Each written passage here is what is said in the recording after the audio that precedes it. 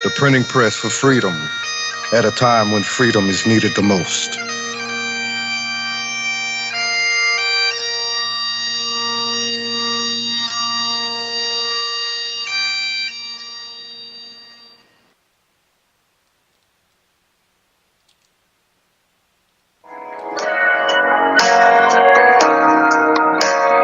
Join me at Revolution Radio, Studio B, at 11 a.m. on Saturday for Free Association, when we take a look at philosophy, spirituality, psychology, social issues, and geopolitics. It's every Saturday at 11 a.m. Eastern on Studio B at freedomslips.com.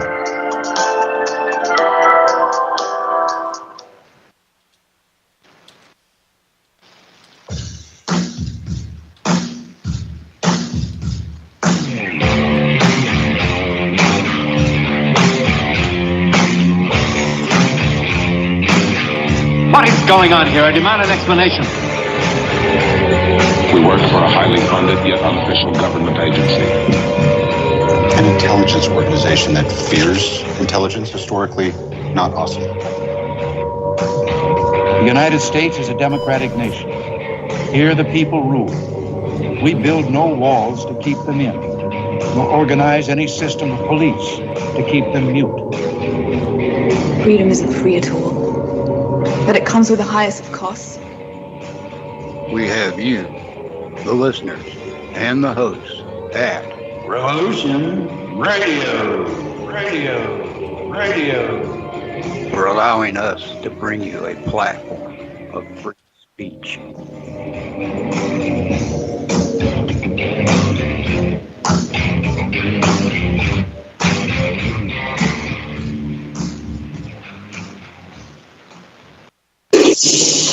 CPR Street Gang, what is all fighting? Standing by, over.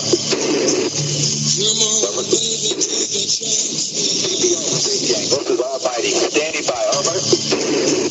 Right now, it's 12 o'clock, Americans, another day closer to victory. And for all of you out there on or behind the lines, watch for now. Wind is blowing cold and dark. On the road and no way out. Broken house, the smoking gun. On the run. On the run.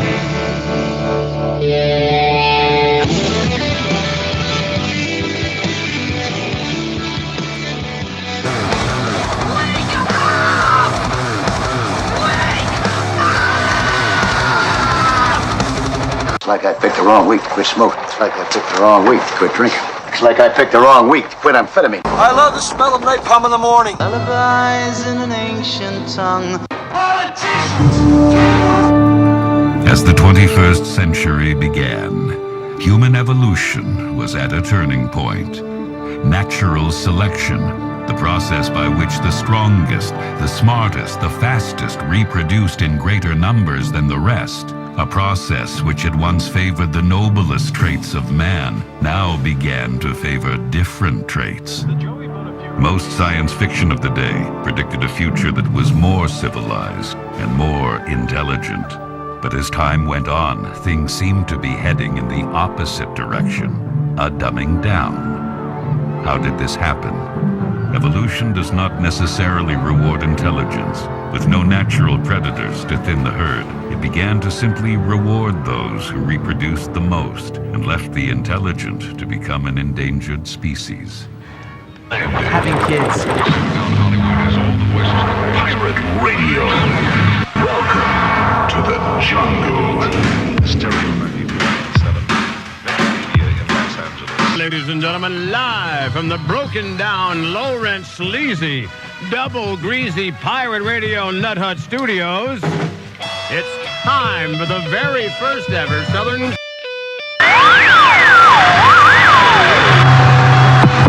Attention!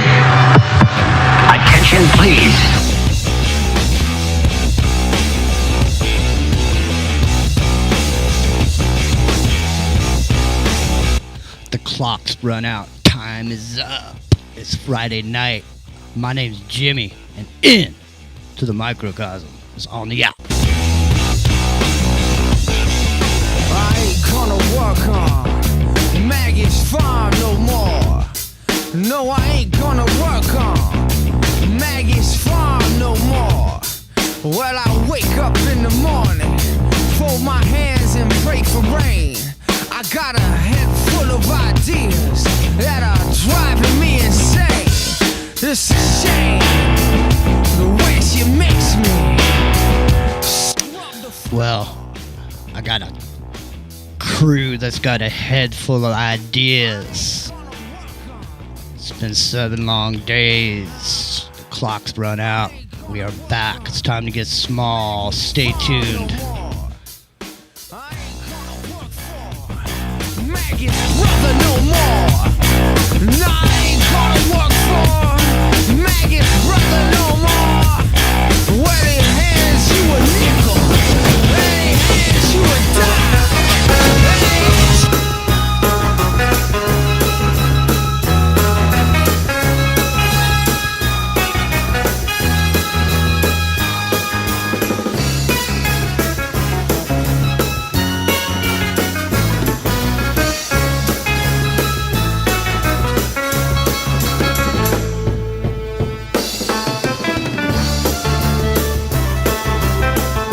Journeyman, are you there? I am here. Yes, good. Well, glad to see you. Glad you're there. And Me too. It's hard to stay material in a material world nowadays. I feel like I'm disintegrating by the second, becoming translucent. Oh no. Watch out. It's the fire-eating segment of the video. It's time to eat some fire, Epic Journeyman. Are you ready? Do you have the fire down below? Do you have the fire in your belly? I got the mark of the fire, and the boards just passed right through me because I'm still translucent, so I'm good. Oh. Well, seriously, I mean, the materialization factor is one hell of a ride, let me just say. And when you come out, you might just get smacked on the ass. I don't know, though. The world has gone to a smack down the ass kind of motif, you might say, at this point. There's a funny tie to that, actually. We'll talk about let me just say, I mean, what's it like being smacked in the ass in virtual reality, Epic Journeyman? Well, there's a game I was playing, right? It's just like a... And the thing is, it's actually like based on Shrek, kind of, in a way. This kid's leading you around, and you have to rescue his talking ass, right? His donkey. So it's basically based on that. And you go rescue the thing, and you have to smack him on the ass to get him going. He starts yelling at you, stop smacking my ass, man. Okay. Are you kidding? No. That is too funny. Now, when you smack... I just did that like a day ago. When you smack that ass, does the donkey coo? No. Coo in joy? Or does it squeal in pain? It's more like the characters, Smart Alec.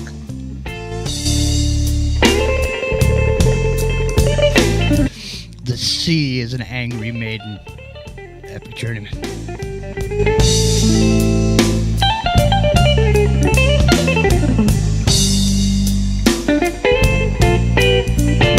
They say things are bigger in Texas.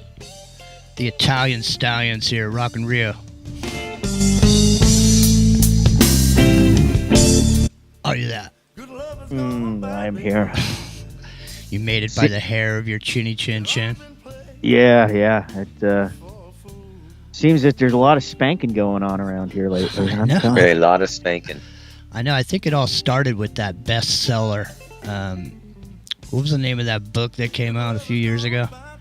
50 Shades of Grey. Exactly. Ever since 50 Shades of Grey, smacking that ass is almost... I mean, it's almost like chewing bubblegum at this point. That and twerking, I think. Maybe they go hand in hand. Maybe if you twerk and smack that ass, it's even better. I don't know. You're doing it in a cop car. I don't twerk. Right, get on a police car. I'm not a twerker, but Rockin' Rio, did you see any twerking when you're over there in Texas? Was anybody Texans don't twerk, man. No. No. That's good. Well, I know. No twerking allowed, man. I hear that's what they're doing everywhere. And last week they were twerking at the gallows, taking a selfie. This week, I don't know. Maybe we'll have a twerk contest at the end of the show. But in the meantime, it's been a crazy week, and I think he's there. I've heard him several times. I do believe he is here. The man, the myth, the legend, the 5-day-a-week radio guru. They tune in, turn on, and find out, because it's more Spock, less Kirk, over on the McDonald in the Morning Show. Ladies and gentlemen, 7 a.m. to Pacific on the Independent Broadcasting Network. He's got a new book coming out. That is a great song, man. His book is out, ladies and gentlemen. I think you can get it. So tonight's the first night you can maybe even get it. And if it is, want to see you go over there, Bruce McDonald people, and support the man. Putting something down on paper that can't be erased on the internet. Dark and sticky. All the time it's getting strong. He's here. He's there. And I've been building your ass up for like a year with this intro. You should be huge by now. For the Talamanca Mountains of Costa Rica.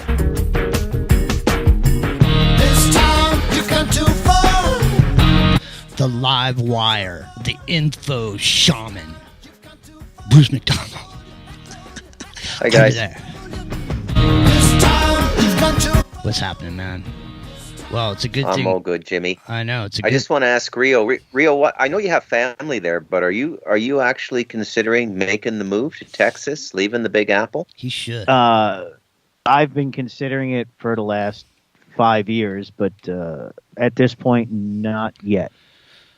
Well, okay, because I think that business you do, vehicle restoration, I think that would go over big. That's in Texas, what I said man. to him like 3 years ago. It does actually go over very big in Texas. But I told him that 3 years ago, dude. I said, dude, he could just do cars out of his garage as the dude, and make a shitload just casually, just kicking it.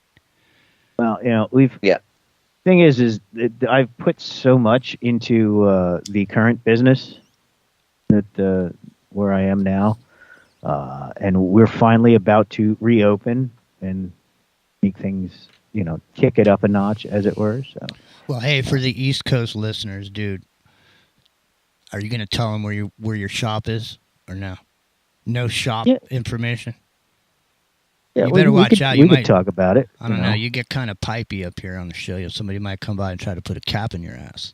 Well, sometimes you got to think about that, but well, think about it, and if you want to say so, you can. But if not, I'm saying you should start the Rio's Garage over in Texas, and man, here, old Jimmy will just throw you a bone. Why don't you pitch the guy that you already work for?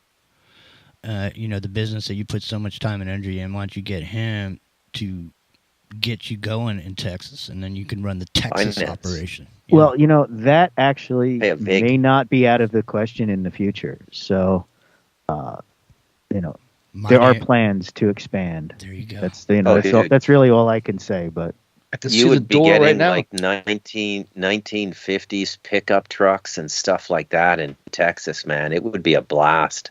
I know. I mean, the Rio up in neon lights, right? But subtle kind of. And then on the sides, this big door.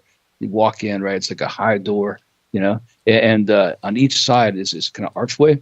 Is one side opposing each other, these perfect females of the women's volleyball team from Brazil, Rios.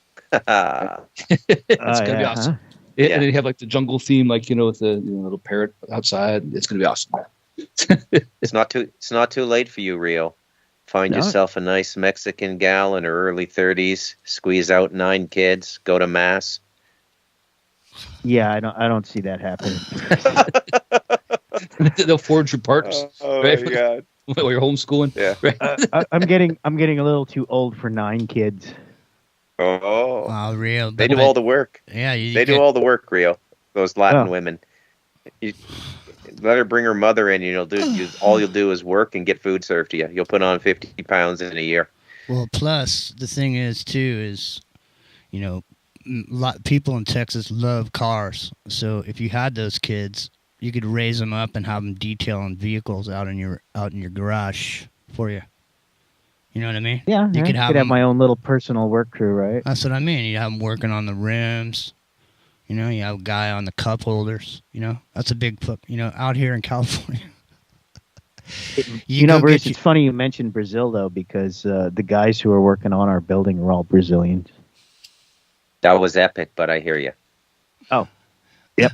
That's funny. Hey, listen, F America over there at KC in the chat room and in the Microcosm Jimmy Gene on YouTube. If you want to join in the chat, there's a shite load of folks joining up, ganging up over there. So, hey, listen, there's a bunch of stuff going on, so we want to touch on a few things tonight. So one of the things we wanted to touch on, and we'll get into it in a bit, is this Whitney Webb's come out with this new WEF projection of, you know, something that may or may not take place. We're going to get into that a little bit later. But what I wanted to get into first and foremost right now is there's a lot of banks, there's a lot of retail banks closing right now in America. And, you know, JP Morgan closed over 100 branches of retail. I'm imagining these are Chase banks that have already moved to these screens without tellers. There's nobody there. It's like teleprompted with screens. There's these retail operations. Bank of America is another one. 60 some odd branches this week. So Bruce McDonald, Epic Journeyman, and Rock and Rio. So right now, I mean, when you look back, let's just look back over what's happened recently. So we see that the Silicon Valley Bank collapsed, and there was lots of money that was made good by the federal government. Way more money than the FDIC has or could ever take care of. I don't know, how much do they give you? 100,000, no matter how much you have. Yeah, 200 now. So they give you 200. So you know, they something's going on, and we know what it is, and we've been talking about it for a couple of years. I mean, I think we even laid out the scenario as a supposition based on what we were seeing with these branches all of a sudden being closed during the pandemic. And we noticed that there was this closing of a lot of the branches and only making one branch in an area open. And then at that place is where you could go and get your money. So this Whitney Webb idea that she's put out in this video sort of corresponds to some of that, in the sense that it's talking a lot about a hack that causes a snafu in the financial system, you know, propagating, you know, positive ID moving into the future, this type of thing. Well, you know, let's just get into it right now. Bruce McDonald, I know you got into some of this on your shows, what you were saying earlier. I didn't catch it, but I know you got in. I know you do follow Whitney Webb here and there.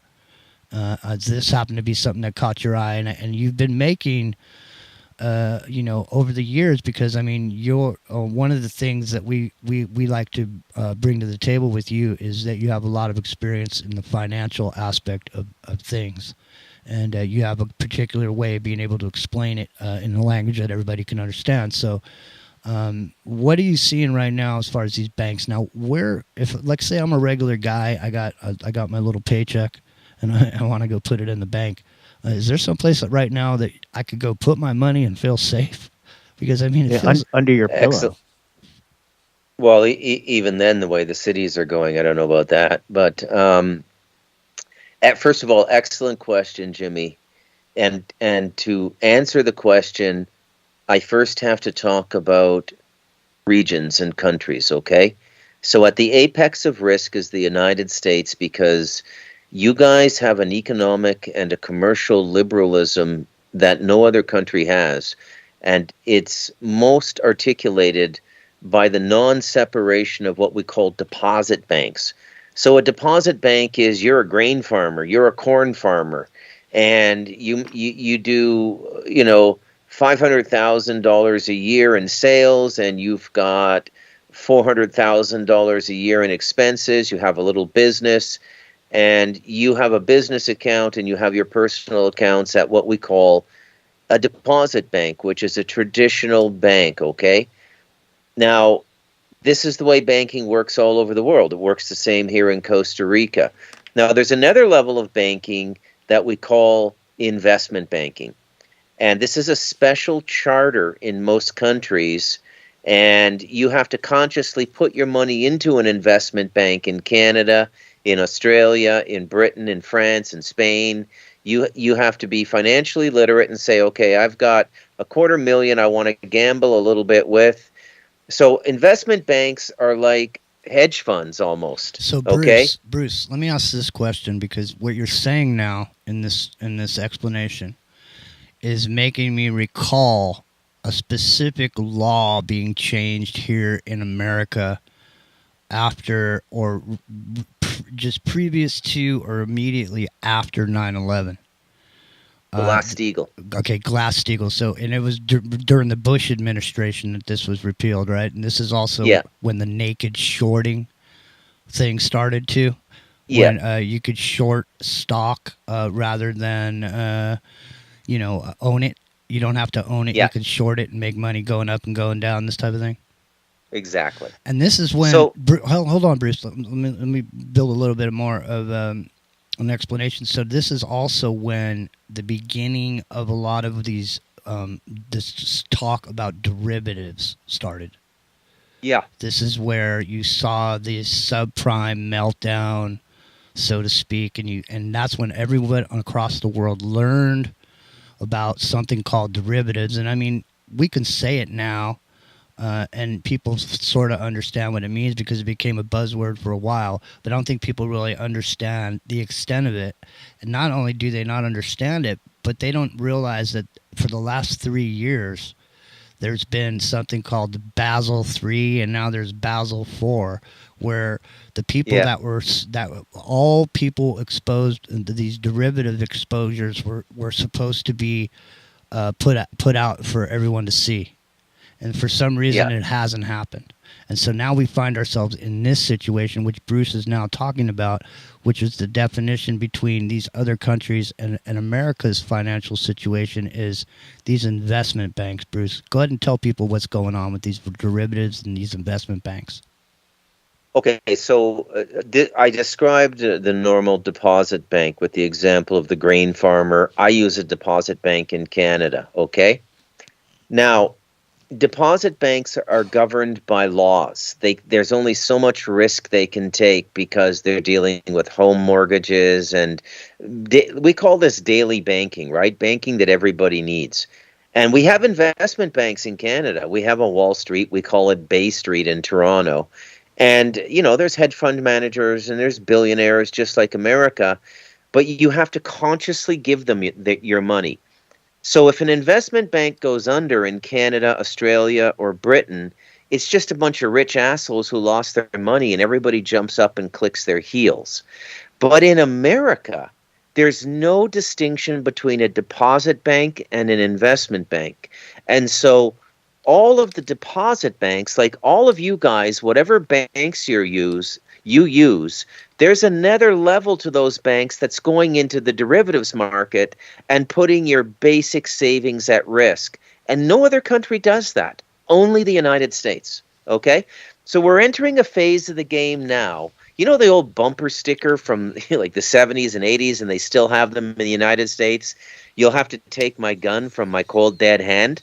Well, the world is about to do that to the United States. You'll have to take my liberty and my way of doing business from my cold dead hands. This ties in, and that's what's going on. You guys are going to get murdered, but we haven't set it up yet because we haven't talked about Whitney Webb and what's coming with all of this stuff, right? No, and this also ties into something that kind of came over me this week.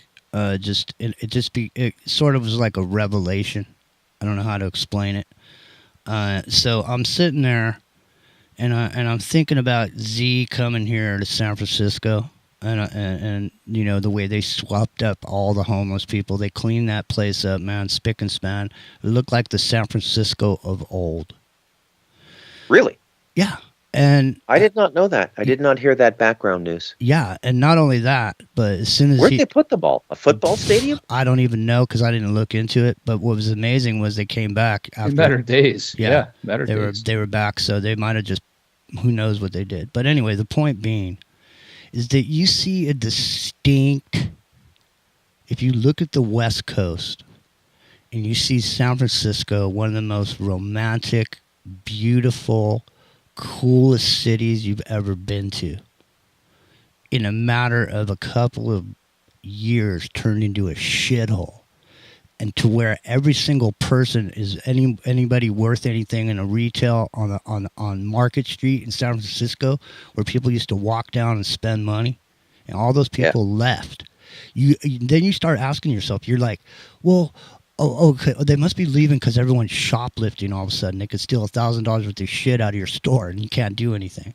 So maybe that's why they're leaving. That's the obvious reason, but I think the reason is deeper, and I think there's a deeper knowledge about what's actually fucking going on and what's gonna happen. Because to me, I see China coming over here talking to Gavin Newsom in San Francisco because Z is making trade deals with the new country of California. And the new, look it up at what happened in Oregon. Look at what's the same thing. Destroyed that city. Look at Seattle. Destroyed. Yeah. Bruce, what's Vancouver? Is Vancouver destroyed, and mainly through policy. Decriminalization of all drug use, including fentanyl, opiates, crystal meth, crack, everything. You can do anything in Vancouver. Anything. The entire West Coast. Yeah. Is being, listen, also, let's even go one further. Epic Journeyman over there. Okay, the project for 2025. Okay, the Silk Road, the bricks, the Silk Road goes right to the Hawaiian Islands, and there's a big push for construction of ports and port facilities over on the islands. Is there not? Epic Journeyman. Not so much in Maui, but yeah, over in what's happening is the Navy's moving out, like at Barber's Point and things like that. We used to have the anti-submarine base with the planes, P-3s and stuff. That's all becoming developed, and it's when you weren't, big fuel spill actually a little while back. You weren't here that night because you were going through the terror of being there. Well, we did a whole piece on exactly what it is that's going on over in Hawaii and what's going on there. And then last week, you were an instrumental piece of this revelation because you mentioned that, what was it exactly you said? You were at a party. Yeah, you were at a party. That was the top conversation. Exactly. Yeah, Thanksgiving, everybody's out there. There's only like 2 restaurants you could eat at. Because Lahaina's gone, right? It's on the west side. So if you want to go, you got to go to these different, a few establishments that are left, mostly like taverns, basically, combination restaurant tavern. Mm-hmm. And the locals go there because they don't want to go to the hotel. There's only a couple hotels even open right now anyway. I mean, they're open all now, but I mean, as far as like the places that people used to go to there, and they're all, tourists, so people don't go there. So but everybody was talking about, not everybody, but the topic of secession comes up. But, Rock and Rio, people are full on board. Rock and Rio, did you hear anything about secession when you were there in Texas? Well, I mean, that's been on the table for a while. With Texas, yeah, for sure. Well, I know, and the thing is, isn't it written into the Constitution of Texas? Yes, it is. They can withdraw anytime they feel like it, basically. Mm-hmm. So I mean, they have to have approval from, the state Senate and the governor and stuff. But yeah, they can do it. There's going to be a bunch of dudes driving around in pickup trucks with flags saying, "Remember the Alamo." You know what I mean? At some point. There already are, actually. At some point, man. I mean, at some point, when are these states going to get fed up? The thing is the states are all on this government tit. What is it exactly? See, the thing is, what is it exactly the federal government is supposed to do for us states, our individual states? What exactly is it? Because really is to provide what? Protection? Well, I mean, let's just say you live in Idaho. Do you think anybody's going to come to your? If to say Idaho's its own country, do you think anyone's going to come there and try to take you over with their army? Well, the weird thing is, Jimmy, the way our country is actually set up is that each state is essentially its own individual country. I know. Right? I mean, it's we look at it now like the European Union is, France is a state, Spain is a state, Portugal's a state, Germany's a state. Except for we have a governing body in the 13 square miles of Washington D.C., the District of Columbia, that's supposed to unify the country, the little 50 other mini countries, right, and keep things consistent across them. That's all they're really supposed to do. Mm-hmm, but we have a bunch of corrupt representatives that are out there representing us in that facility. But here's the thing: like I said, all the states are on the government tit. Why do you think why do you think the school system's the way that it is? Why do you think what they teach in schools is what they teach? It's because they get certain government money if they do certain stuff. And if they don't do it, then they don't get the government money. And if they don't get the government money, then you got teachers begging for monies to buy crayons so kids can draw pictures or whatever. Yeah, so the Prussian school model. Yeah, I mean that was even the reason that the speed limit was 55 for so many years, because the federal government threatened to pull, highway funding for anybody who went above that. The laws, right? They finally changed that and made it, whatever you want it to be. So now we have, 70, 75 in some places. Texas even has a highway that's 90 in one stretch. The laws of the federal government of the United States of America apply in the 13 square miles known as the District of Columbia. And the rest of the country only obeys and goes along with whatever the federal government says. And I think we're reaching a point, and if finances get to the way they're looking, if things happen in the way that they're talking about. Now, Bruce, let's circle back around, because this ties into the secession of states and the breakup of the United States of America as we know it today. Yep. There may be zones. May I just briefly pipe in with one fact? Jump in wholeheartedly, because I want to circle back around. Just, and I don't want to interrupt your momentum here. In tandem with that, we have a province called Alberta, which is basically the Canadian Texas, the Canadian Montana, same sort of values, same sort of economy, oil and cattle, okay? They just passed what's called a sovereignty bill in their provincial legislature, giving themselves the authority to opt out of any federal legislation.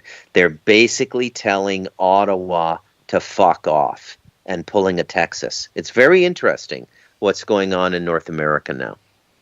I do believe that those old conspiracy theories of these ideas of the North American Union, and the idea of China, how much of the port in Mexico, I forget the name of the city now, but there's a major port city in Mexico that has a highway that they started to build to go from that port all the way up to Canada.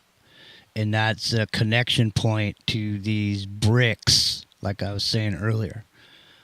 It's the connection point to this new Silk Road shipping, trail. Epic Journeyman, what is the name of that Mexican port? There's been a lot of money's been spent by China there. China's got heavy investments in a lot of these port structures, and honestly, looking forward, I would see, wouldn't it be more profitable for some states to just break off and be their own country? I mean, realistically, for California, sure. California. No question about it. Yeah, Texas as well. I always think of Ensenada because they built that up, but I don't know if that was China. No, I think aren't they developing over down there on the Yucatan side, like over by in the Gulf? I know they're building all over China. This is like the mainland Mexico where it borders Texas. There's a port city there. I can't think of the name of it. It's not really a vacation destination. It's more of a commercial port. But I mean, on the Gulf Coast, right? It's on the Gulf side. Yeah, I went through that port in a cruise ship, but there was it was mostly commercial, shipping going on there. But anyway, the point being is that money's in the future. What's going to happen with money? Remember the Amero? Remember that? Well, maybe there's I think there's just all there really is going to be is going to be the one world bank at the end of this all, because that derivatives tally sheet we were talking about earlier, there's only one way to get rid of it. And really, when they originally rolled out this word derivative that no one had ever heard of, they were also throwing around a number then. The number then, which is like, what, 10 years ago, Bruce? What, was it 2008 you started hearing about derivatives? The number then was over $2 quadrillion in derivatives. Yeah. And again, this is largely an American phenomenon, just like the non-separation of deposit and investment banks. Not many other countries get into this derivatives market. You know, you don't have like hedge fund, like the TV show Billions wouldn't make any sense in China. They don't have people like that because they don't have the opportunity to make money in that way. The Chinese billionaires are like from the ground up, like Jack Ma with Alibaba, the Chinese Amazon. Okay, they don't have guys like that. They have billionaires, but they're corrupt politicos in Beijing, right? Friends of Xi's. But this is what I'm saying. You guys are being uniquely set up for like a Roman level fall here. Well, I'm going to tell you right now, man, when Trump signed that $7 trillion when he was in office, he really put his back into that signature. And ever since then, everyone's been looting this country for everything they're worth. I mean, there's corruption going on that's literally right in your face. It's like they're taking a big piss right in your face. Look at it. I'm stealing your silver. And they're pissing in your face on their way out the door. And then at the end, everyone's going to be standing there with their electronic card in their hand and their positive ID to get on the internet anymore. Because after what's going to happens, then that'll be, when everything has to change instantly. Like the ripping off of a Band-Aid. They're tired of dicking around. Okay? Time's up. The music's going to stop. And when it stops, Bruce, like I asked you at the very beginning of the show, where can I put my money if I'm a regular guy just with a paycheck and I just want to put my money in the bank? Am I physical now, man? Dude, I would gold and silver, Gold and silver. That's what they say. I'm joking about Veracruz, rather, because that's where the city is at. The support on the Gulf side, where China's doing all the development. What happened in Argentina when the hyperinflation? 180%. Yeah, when they elected that guy. What happened with what was Venezuela was hyperinflation as well, too, right? So that it became a thing where literally the price of something changed by the hour. So what do they say is the hidden death tax of the middle class is inflation. It's like a secret tax. And there's ways that people that have money make money off inflation. So there's so much manipulation. Hold on, Bruce. So much manipulation going on with just the inflation, the money being made on inflation itself. Meanwhile, it's killing the middle class. Bruce, did you hear about this? The FDIC came out with their report, and they said that 49% of Americans are living at $48,000 a year. $3,400 a month before taxes. 50% of the people who work in America only make $3,400 before taxes. Look across America, the average rent is like $1,800 is what they say. I don't know what it is. I'm not saying where you are it's $1,800. If you're going, yeah, Jimmy, it's not $1,800. Whatever, man. Listen, I'm saying they average that shit out. It's just like you bathe in the low price of gas while I'm paying $6. They say it's $3.50 average across the United States. If they're saying $1,800, they're taking San Francisco all the way to New York. Yeah. Well, I mean, in New York, a studio apartment is like $4,500 to $6,000 a month. But who is renting it? This is what I don't understand about this voodoo economics is that the ratio or the balance or the relationship between supply and demand is completely incongruent. I know. And the only thing I can think of, Jimmy, is Airbnb screwed it up. But it can't be all Airbnb. Well, listen, Airbnb. It's funny you should say that because I saw some interesting information that actually inferred that millennials and Generation Z are not interested in bailing out the boomers and buying their houses. And so all these people that have been enjoying this constant upward movement of housing prices are about to witness the fucking housing crash unseen since the Depression. And you're going to see these other people that these people that are in the know have already moved their money into whatever the new system is going to be. Their money's already there. So when the banks crash, their money's safe. And well, guess what? When they come back, they're going to come back with that new money. And they're going to buy up everything on pennies on the fucking dollar. And you will not be able to buy a house because you won't be able to afford it. What you will be able to do, though, is rent. And you won't own. And the Generation Z doesn't want to own. They're done owning. And they're done. Yeah. They're done with the boomers, man.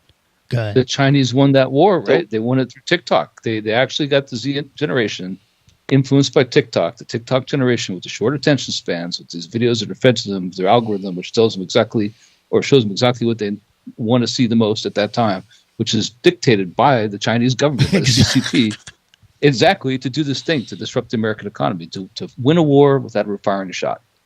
Exactly. And it's working, man. Totally. Oh, I think there were some lasers fired that started those fires in California and BC. You never know. You never know. Pretty sure.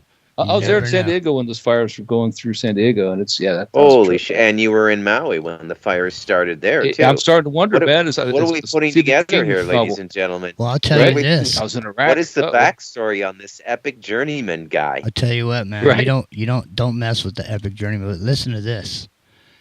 Have you guys heard about the big mystery about the Flight 370 that went down with all the people on it from the one company? I saw a headline, but I didn't read it. Well, check this out. Dude... Yeah, Malaysia Airlines. Some dude got satellite photographs of it, and it was smoking. Oh, yeah. Listen to this. It was smoking, and then it just disappeared. And so they inferred that the thing, like, first of all, what's been inferred is there's certain corporate regulations that stipulate that so many engineers can't be on the same plane at the same time. For some reason, all these guys were on the same plane, and this plane just disintegrated like it got hit by a directed energy weapon. I'm not saying that's what happened. I'm saying that's what people are saying. Some people say, just like they say on Fox News, some people say it was hit with a high-powered directed energy weapon and disintegrated that plane. And the only piece that was, they say there was a piece that was, someone say they found a piece of it. Months later, washed it up on the shore, supposedly. Like the tail section. Yeah, and it was like not a whole tail. There was some. The only way. Listen to this. Listen to this. The only way you could know where it came from is if you had this special microscope that could look at the molecules and see the pattern and know that it came from that certain plane. There's a code in the molecules, apparently, that you need a microscope to see. Blade Runner. What kind of engineers were they? It was software engineers. It was actually chip, right? They made this. They're supposedly all multimillionaires, basically, because the breakthrough they just made was going to, make them all independently wealthy. And there's like 7 of them on the plane, right? That was the story back when it happened. Yeah, it actually had something to do with quantum computing, I believe. And now all of a sudden, somebody else has that information, and now they own it.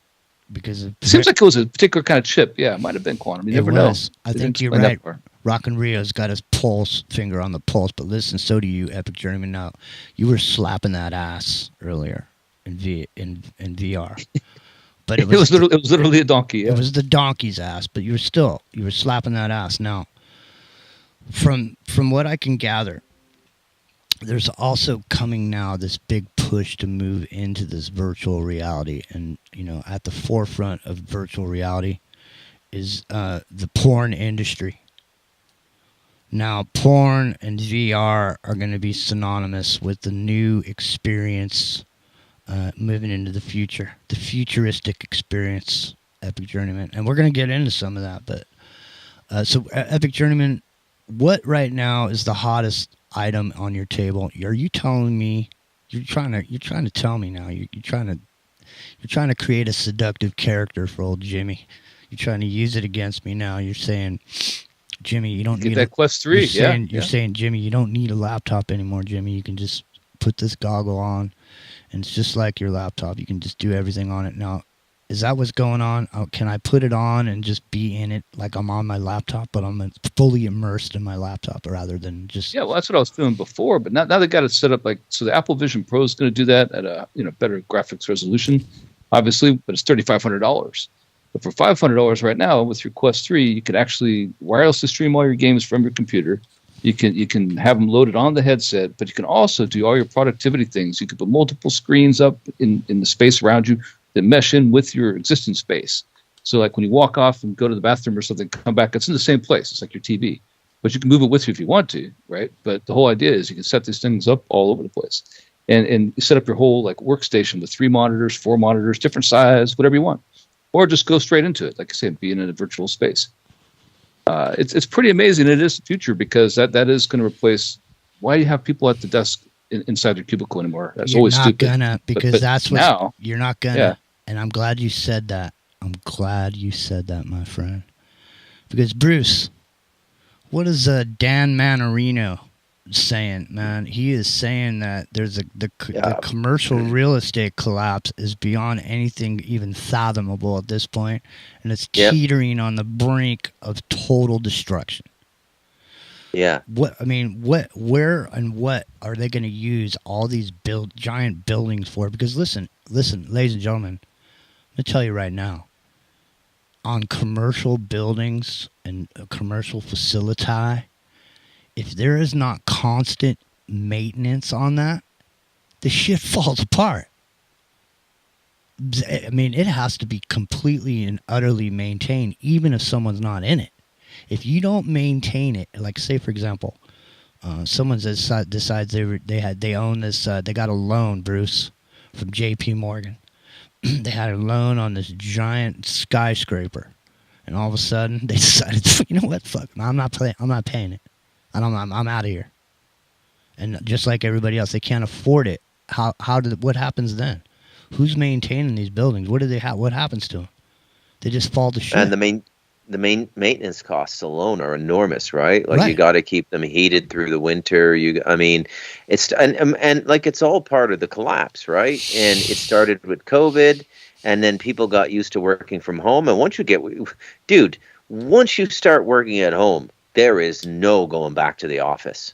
No, it's just nobody wants to go to the office. Nobody, not even the managers. Yeah, I mean, why go to the office when you can do a Zoom meeting and sit there and, you're naked from the waist down? You're like, yeah, Bob, good idea. Yeah. You're just sitting there, pointing towards the floor or whatever. I don't know.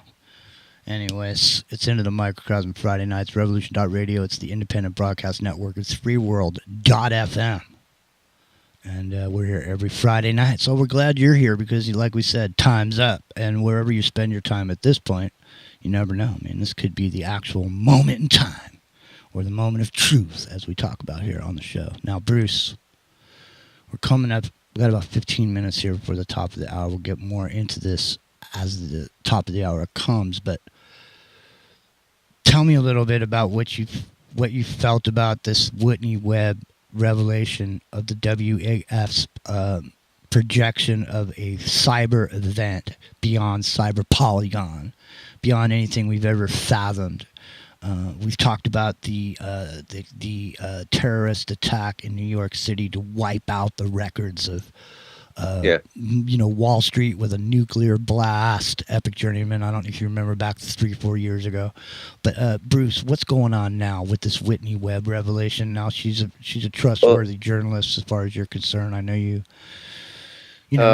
find her to be good. Go ahead. Well, I have a few questions, mainly because I find her to be too good, and I don't know where she gets her information or who's helping her with her material. But I will say that she's probably, at this point in history, she's probably one of a handful of truly investigative reporters still working. Another one would be that, I can't believe I can't call his name, that Jewish guy who talked about America blowing up Nord Stream 2. He's in his 90s. He's been around. Cy Hirsch. Yeah, Seymour Hirsch. And but anyways, what Whitney Webb and Clayton Morris on Redacted, who interviewed her, were pivoting off of was one of these uber cryptic statements by Klaus Schwab again. He makes these statements out of nowhere that nobody can figure out, like, in the future you will own nothing and you will never have been happier. By 2025, America will no longer, I'm not going to stop the accent. By 2025, America will no longer be a superpower. And he came out with another one. And it was, and this statement is, in late 2024, America will experience the greatest cyber attack in human history, and it will wipe out their banking industry. Okay, well, how does Klaus Schwab know that? Why isn't he sharing the intelligence with the FBI, the CIA, and all interested parties? I mean, at this point, the fucking guy should just be arrested. You know, I mean, he like it's unbelievable. It's like a fucking comic book. He's like Dr. Evil, Mike Myers. Well, hey, so, listen. anyways, Whitney Webb deconstructed it, the legitimacy of this threat, and it's a legit threat, and it's the same playbook from everything else. Okay, so you see the pre-planning. So they've started stalking a few security agencies with insiders who are in on the conspiracy. And one thing that Whitney Webb said that was quite shocking to me in this interview was the number of foreign actors who now have full security access to all U.S. medical records. Right? Because the security contracts are sold. Now, as usual, Israel ties into this. And I don't mean to pick on Israel, but they seem to have their hand in everything. Well, okay? Let me ask you this question. Let me ask you a question, man. Let me ask you a question. Let me ask, when did it become a matter of life and death when you're a journalist? In other words, you know, through the years on 60 Minutes, there were guys on there doing stories, and they were doing exposés, and they were showing stuff, and you know they were revealing things, and you know, and they still do reveal things that people don't know about, and do really great presentations. But the thing is the background of them, what their political leanings are, who they might be connected to, and all this shit. Is that necessarily a cloud their ability to sniff out a good story and reveal some shit? Because I think a lot of people get thrown under the bus for wherever they lean, thinking, and maybe they're coming from that place. She doesn't seem to me where I don't know where she, you know, like I say, I don't pay attention to her too much. I only know about her over the years because I know there's been certain revelations that she's made, but other than that, I don't pay attention to what she's doing at all. She is remarkably factual, and she can. I mean, she's like the way they used to do investigative reporting at the New York Times in the late 70s and early 80s. Saying. When those people were doing that, was anybody up their butt about what their political leanings were or whatever? Only as a way to take away or distract from the information that they're actually bringing to the table. In other words, does it matter if someone's telling you something on a news thing, that their research project that they found? Does it matter when they turn off their microphone what they're doing, or does it matter when they put down the pen what they're doing? If the information is good and it puts you in a situation where now you can hunt down some more information based on what they're telling you. Because I'm going to tell you right now, everything that they're saying in there, we said on this show. And I wish I had time tonight to go back and get the episode where we specifically in the middle of the pandemic said exactly this, that this was going to happen and the result of it. And we talked about the positive ID having to come back in order to get your money that was there. You're going to have to show up for positive ID. Now, I wish I could have gone back, but I can't. But Bruce has looked into this Whitney Webb report. We're going to get more into it after the top of the hour coming up. It's revolution.radio, freedomslips.com. No, freedomslips.org. I don't know. Something happened with the Freedom Slips. It's revolution.radio. It's freeworld.fm, and it's the independent broadcast network. And all of us are fully listener supported, but right now we're coming to you from the revolution.radio lounge, and we want to say, come on down and become supporters. There's a Patreon spot. There's all kinds of stuff, ways that you can support. And if times are hard, if you're in that 50%, there's no middle class left with 50% of people making $3,400 before taxes. No. The middle class not given the cost of living in America. No. I mean, that is ramen noodles and basic TV, no cable. Hey, dude, let me just say this. I mean, yeah, dude. We'll be right back.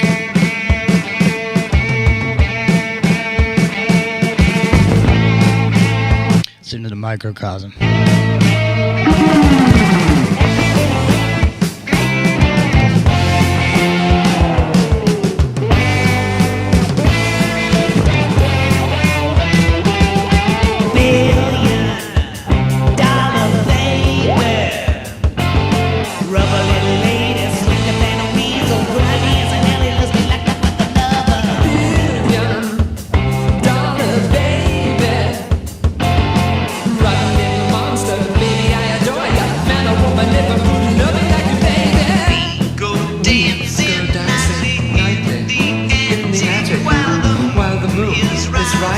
In the sky. If I'm too rough, tell me. I'm so scared your little head will come off in my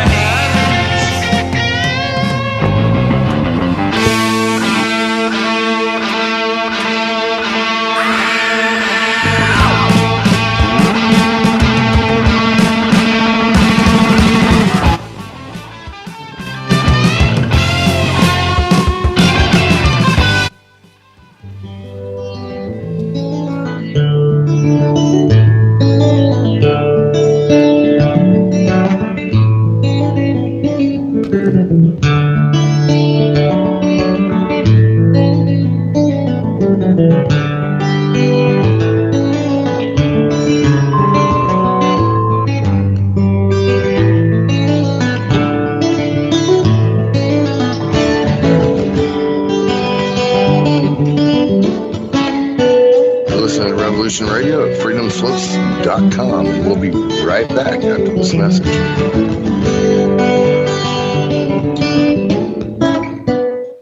Hey everyone, it's Barbara Jean Lindsay, the Cosmic Oracle.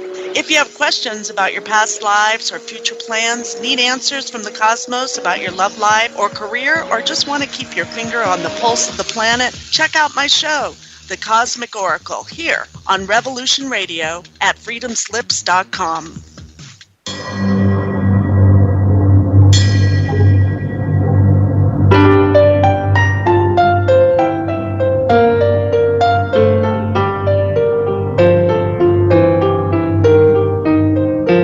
Did you ever feel that things were not quite right? That everything was just ever so slightly askew? Do you have, to paraphrase Morpheus, a splinter in your mind? If you're interested in hearing the latest information about UFOs, the paranormal, ancient cultures and structures, monatomic elements, longevity, fantastic discoveries in science, downloaded to your brain, then tune into us. Hi, I'm Dave. And I'm Mackie. And we are Shiny Side Out, Sundays 2 to 4 a.m. Eastern. See you then. Revolution Radio, freedomslips.com. You don't need to expect us. We're already here. The Secret Kindergarten is here for the young children of the world. The best program on the radio for kids. Dealing with the most important topics in the whole universe. Fairy tales, music and movement, numbers, plants, animals, fun, colors, insects, Take care and cast your ears out to catch a story from the world of other young things. Reach out, up, under, and over. Sing a song. Talk about feelings. Just remember the magic word. The magic word is no. Step on into the secret kindergarten. Saturdays, 2 p.m. to 3 p.m. Eastern Time. Right here. Down boy. Down boy.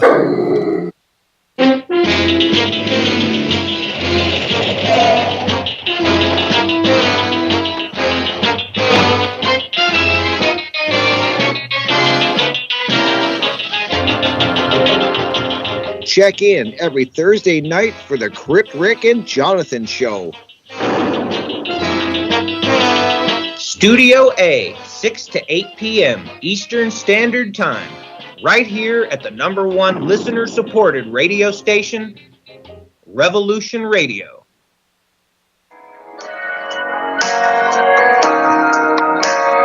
Join me at Revolution Radio, Studio B, at 11 a.m. on Saturday for Free Association, when we take a look at philosophy, spirituality, psychology, social issues, and geopolitics. It's every Saturday at 11 a.m. Eastern on Studio B at freedomslips.com.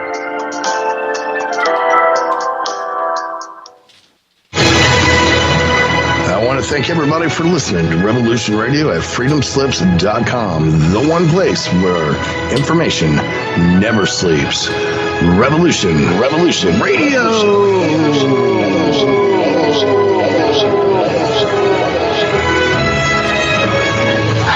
All right, let's show them what we got now.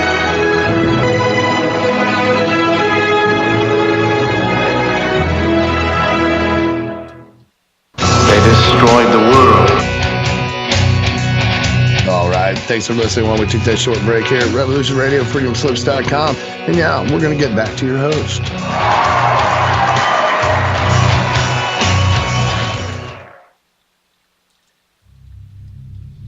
It's Friday night. My name's Jimmy. This is freeworld.fm. More Spock, less Kirk. Revolution.radio.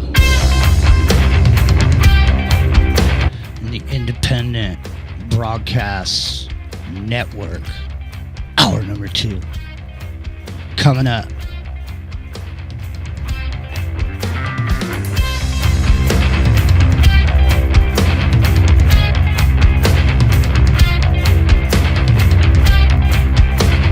Tune in, turn on, and find out.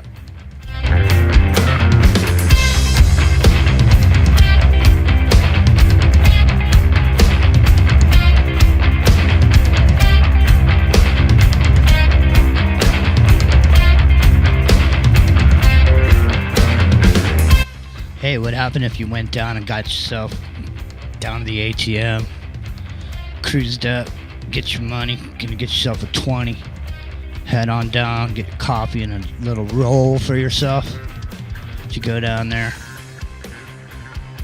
there's nothing there but a piece of plywood, because in the middle of the night the crew came in and removed the machines. The WAF says there's a massive hack coming. I say they already know about it. And you're just waiting for that moment in time, the moment of truth. I turn my head from the stars to find I'm bound to the pyre. It feels like every day another ruthless flame. I think I'm drowning in fire.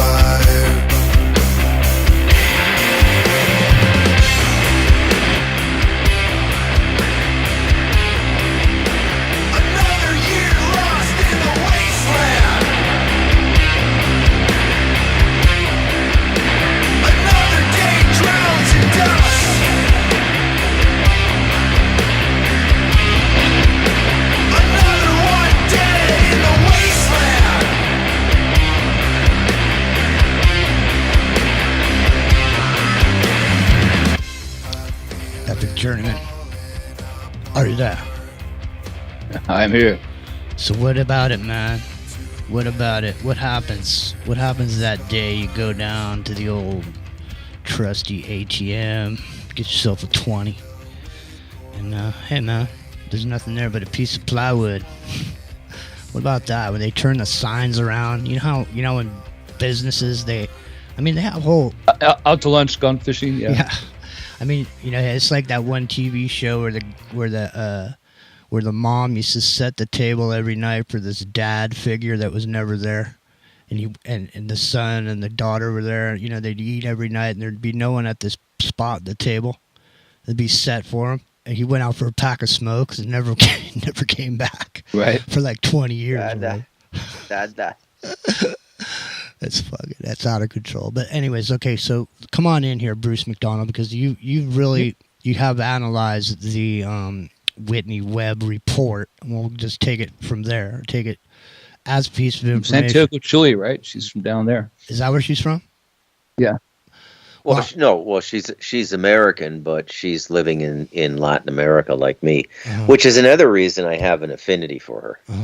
Well, and I can, like I said, as a reporter and as a piece of information, I think she has a lot to offer.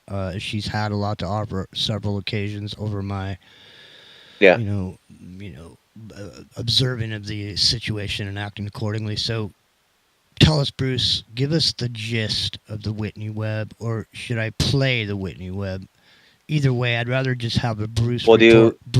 I mean, if you've cut it up, it's about 25 minutes, the whole interview, but it's worth playing. We could stop it and talk about it, but there's a lot of moving parts, but the long and short of it, Jimmy, is it will be such a devastating cyber attack that there will be no evidence left. So all of these, all of the books are going to be wiped out. Now, how are foreign actors going to respond to this? Do they have duplicate ledgers? One would assume that foreign creditors would have duplicate ledgers saying, okay, you owe us this much money. So I don't see how the debt position of the United States could be solved by a cyber attack just on the United States. No, there's word that this the Swiss bank is not solvent. UBS. Wow. They moved all the pictures and artwork and stuff down to Argentina. That's what I'm saying. That's what I'm saying. Put them on the subs. That is what I'm saying. Wanted with Nazis. I'm saying, unbeknownst to us, I have no idea what it is. I don't know how they're doing it or where they're putting it. But I'm telling you, the people that have actual money, like real money, their money is already sitting somewhere. So when this or whatever is going to happens, their money is safe. In other words, their money's safe wherever it is. Now I'm saying, what do regular people do? What can people do to protect themselves in this event of something like this? I'm just saying, nothing. Look, you can't. There's nothing now, Jimmy. There's nothing. You can't do anything. Listen, they can confiscate gold and silver just like they did in 1933. Most people. If you try to invest in land and you buy a cattle ranch at this point, they could just change the tax system so that you can't hold on to it. Basically, if you're in that geography now, it's mission kill America. Okay? Deagle.com was not lying.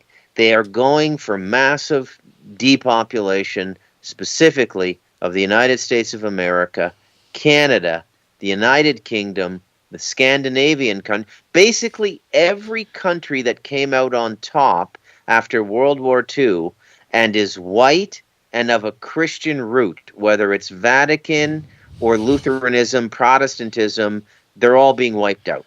Well, dude, and this can't be a coincidence. This is not karma. This is not. This is a planned and staged attack by entities and forces that apparently have the force, the power, and the will to do this. Well, dude, people come back with crazy stuff. It's the Nazis. Listen. Well, who are the Nazis? They're destroying Germans. So it's not the Germans. Oh, it's the Zionists. Well, dude, who are the Zionists? Listen. They're not the Jews because they're killing the Jews. Everything you just said is, and all you have to do at the end is say, it's a big club and you're not in it. You ain't in it. And because Yeah, that sounded like a comedy routine at the Bohemian Grove.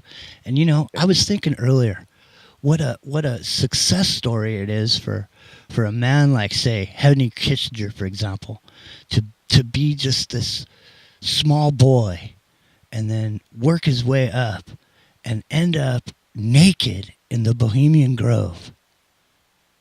I mean, think of the traversing of the American system of success that Henry Kissinger. Flee Nazi Germany, right? End up there, yeah. I mean, he ended up in the Bohemian Grove, dancing around in his underwear, getting drunk with Ronald Reagan, And I mean, listen, Bohemian Grove, they have a door where the gay prostitutes come from San Francisco. There's a door.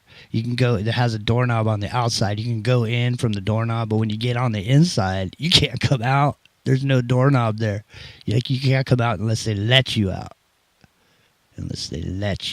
So yeah. Anyway, there's been many people who have supposedly snuck in the Bohemian Grove. Let me say, you don't get in the Bohemian Grove without polishing a few doorknobs. That's all I'm saying. Anyways, Epic Journeyman, you were about working at a gas station in LA, Jimmy. You don't get into Bohemian Grove unless you pump some gas in LA. That's right. That's exactly right.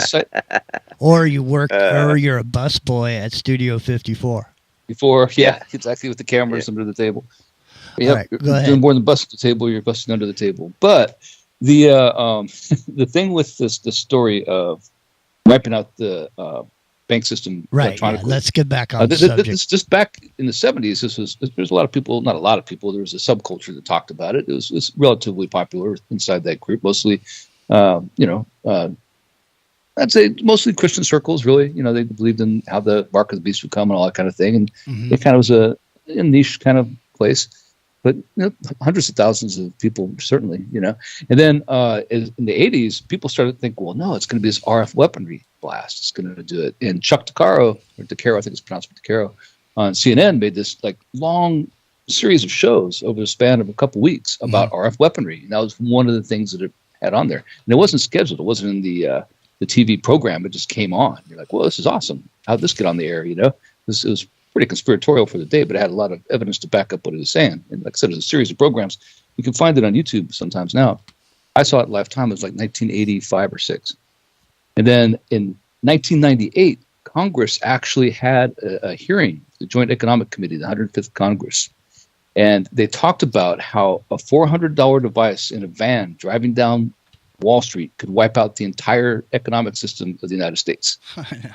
With this RF weaponry, right? Basically, it's like an EMP pulse, but not, without a nuclear weapon, right? Just basically electronically. And this isn't a conspiracy theory anymore. And they'd done it a couple times earlier, but this one made the news. I linked the article in our Skype chat. You can get the PDF for it. But the thing about it is, we're talking about it prior to 9/11. Like this was going on before we actually were attacked from a foreign entity in America and attacked our financial center by attacking the Twin Towers in a way. I mean, it's not Wall Street, but it's very close, right? It's the heart of our economic system. And by destroying those towers, it was sending a message. But the thing that really got me was that as recent in 2014, they took up those hearings again, and the same theme about RF weaponry. Nobody hears about it. Like, it didn't make the news. It was on C-SPAN, right? And just had another one, like almost every other year since. Just recently, I think in the year last year. So they're aware of it. They're talking about it inside Congress. They're preparing supposedly for it. But why would they prepare so much and have these discussions? They're obviously important enough to have these discussions in these hearings. And we're not hardening our defenses basically against it, because we don't appear to be, right? We really don't. So it's almost like we're talking earlier. Like, the plan is you're going to let it happen. And it would be really, the thing would be like, if something like that happened, and you would say the most logical line of thinking would be, well, why did you have all the information stored in that one place? You mean it wasn't in the cloud? You mean they just had it all on that one PC there somewhere at Goldman Sachs? It was just in one computer somewhere. I mean, it's absolutely utterly ridiculous to think that. But you know what? If in the event that it happened, your questions wouldn't mean shit because there wouldn't be anybody to ask. Your money would just be gone. And that's just ultimately what potentially has potential to happen. And the rejection of the CDBCs, the people across the board are feeling uncomfortable with it because they feel like it's going to be programmed. They feel like they won't be able to buy a book. They won't be able to buy Bruce's new book. They won't be able to buy books like that because they, they're afraid that it's not going to be going the right way. So they don't. Yeah. So people are already rejecting the CDBC idea across the board. So the thing is that when this happens and this system is taken out electronically, when it comes back, it's coming back electronically. Jimmy? Yeah. You can't snort coke with CBDC. No. You might be able to if your coke dealer's got a cell phone. But anyway, well, that's the thing about the fires here that I want to point out is when we lost all our communications here, we lost all our infrastructure, and we were without any way to contact the outside world. And people were standing on top of their cars, parking up at the hillside, trying to get a signal. When you lose, and we had no bank, we had no ability to go to the power, right? You had no ability to go to the ATM. You can't do anything, right? It's completely Stone Age. What's going to happen when that happens on a big scale is people are going to be so desperate to get their phones back, get their electronic devices back. When that signal finally comes in strong and it has the one frequency, it's like an emergency broadcast system kind of thing, like an Amber Alert. Yep. Everybody's like, all right, we got our communications back. It tells you to go ahead and you can get your credits here. Just got to go ahead and put in your information, and we're going to recover this way. They're going to do it right away. They're going to be so happy just to have their devices back. That's right. They got to do it in a certain amount of time. It can't be like weeks. It's got to be. It's got to be within a week. There's a 6 days, something like that. There's a 72-hour psychological period with people that after 3 days, that's when they start doing shit. That's when they start, going down and trying to see what's left of the store and take what's left or whatever. Yeah. Start robbing. They start feeling they start feeling like they can get away with shit now. It starts to get, and people start to gang up and loot stores and shit. So, but the thing 6 days tops, 4 or 5 days. Listen, probably 5. Listen to me. When you're dehydrated and you don't have any food, and you're sitting there on your phone.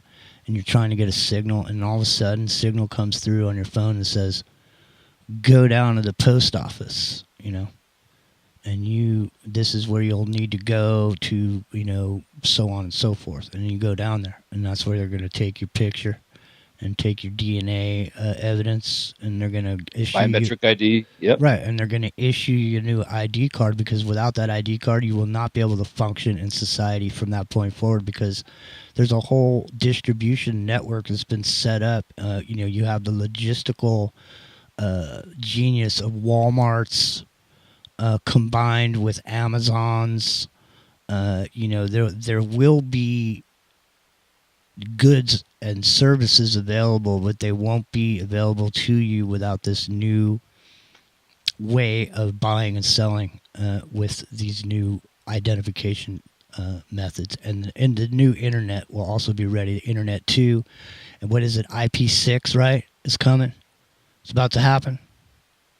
That's right. IPv6. Yeah. So how's that Starlink working out for you, Epic? It's doing good. 192 megabits per second, 53 milliseconds latency. It's good.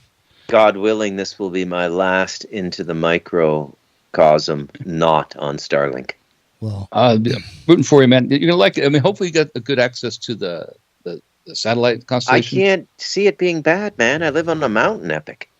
It depends, where it is. You know what I mean, like in relation to you in Central America. But I'm sure it's good. I mean, it's don't they get that worked all out with the orbiting before they offer it to a country? No. Yeah, exactly. So I keep telling you fuckers, man. You guys are listen.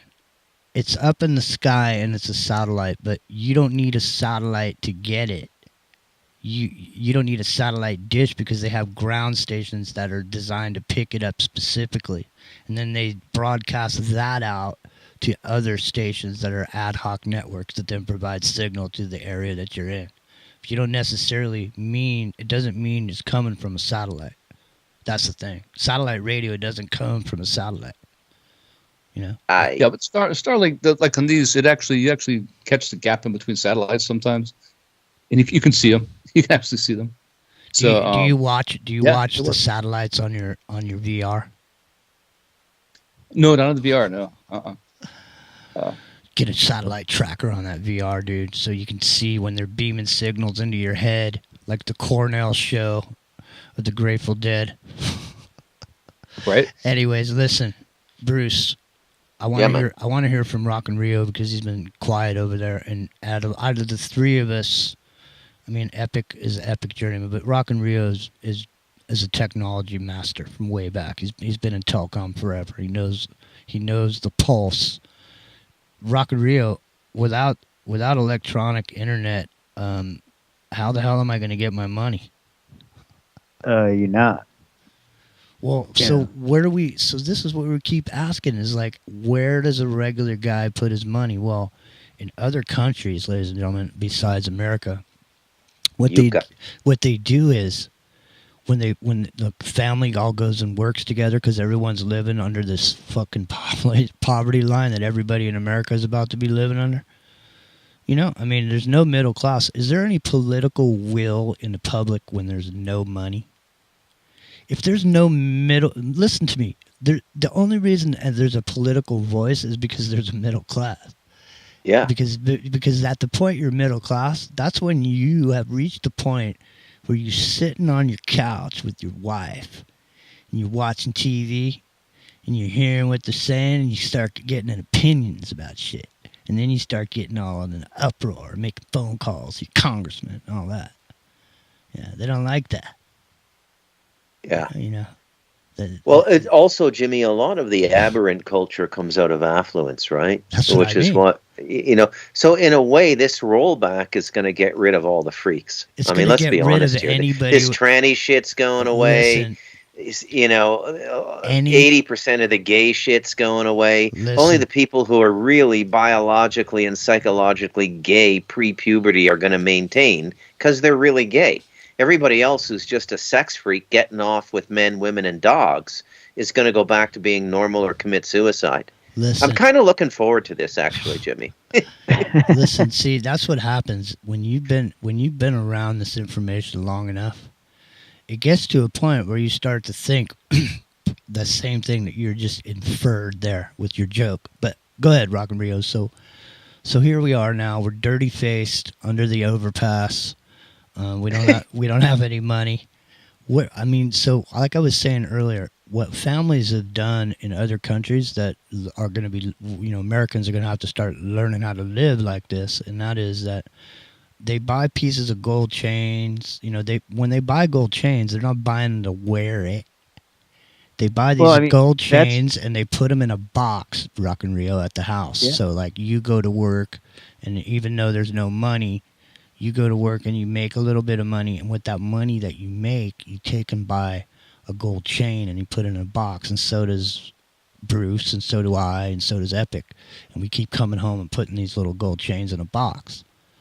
Well, I mean, that's, believe it or not, that's really exactly what the rich people do. That's the whole purpose of them wearing gold bracelets or, the $70,000 Rolex, because they know that in event of an emergency, that's a barter tool.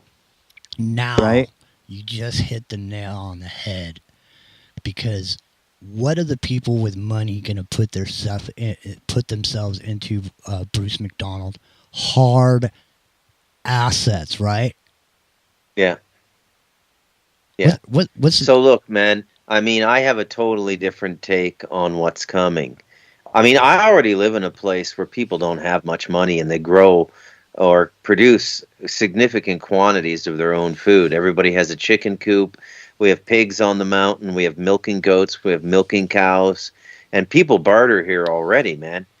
Like, the only thing I got to do is I got to get a decent potato patch planted. Listen, and I got to get like 100 square meters of yucca planted, and that could keep me alive for 6 months. It could, but what we're talking about right now is trying to keep Americans alive in America, and what we're trying. That ain't gonna happen. What we're trying to do is figure out a way for the people that listen to this show to do something with their money besides just trust the fact that it's going to be there. Now, we've talked about this shit week after week after week, and what that is people live paycheck to paycheck.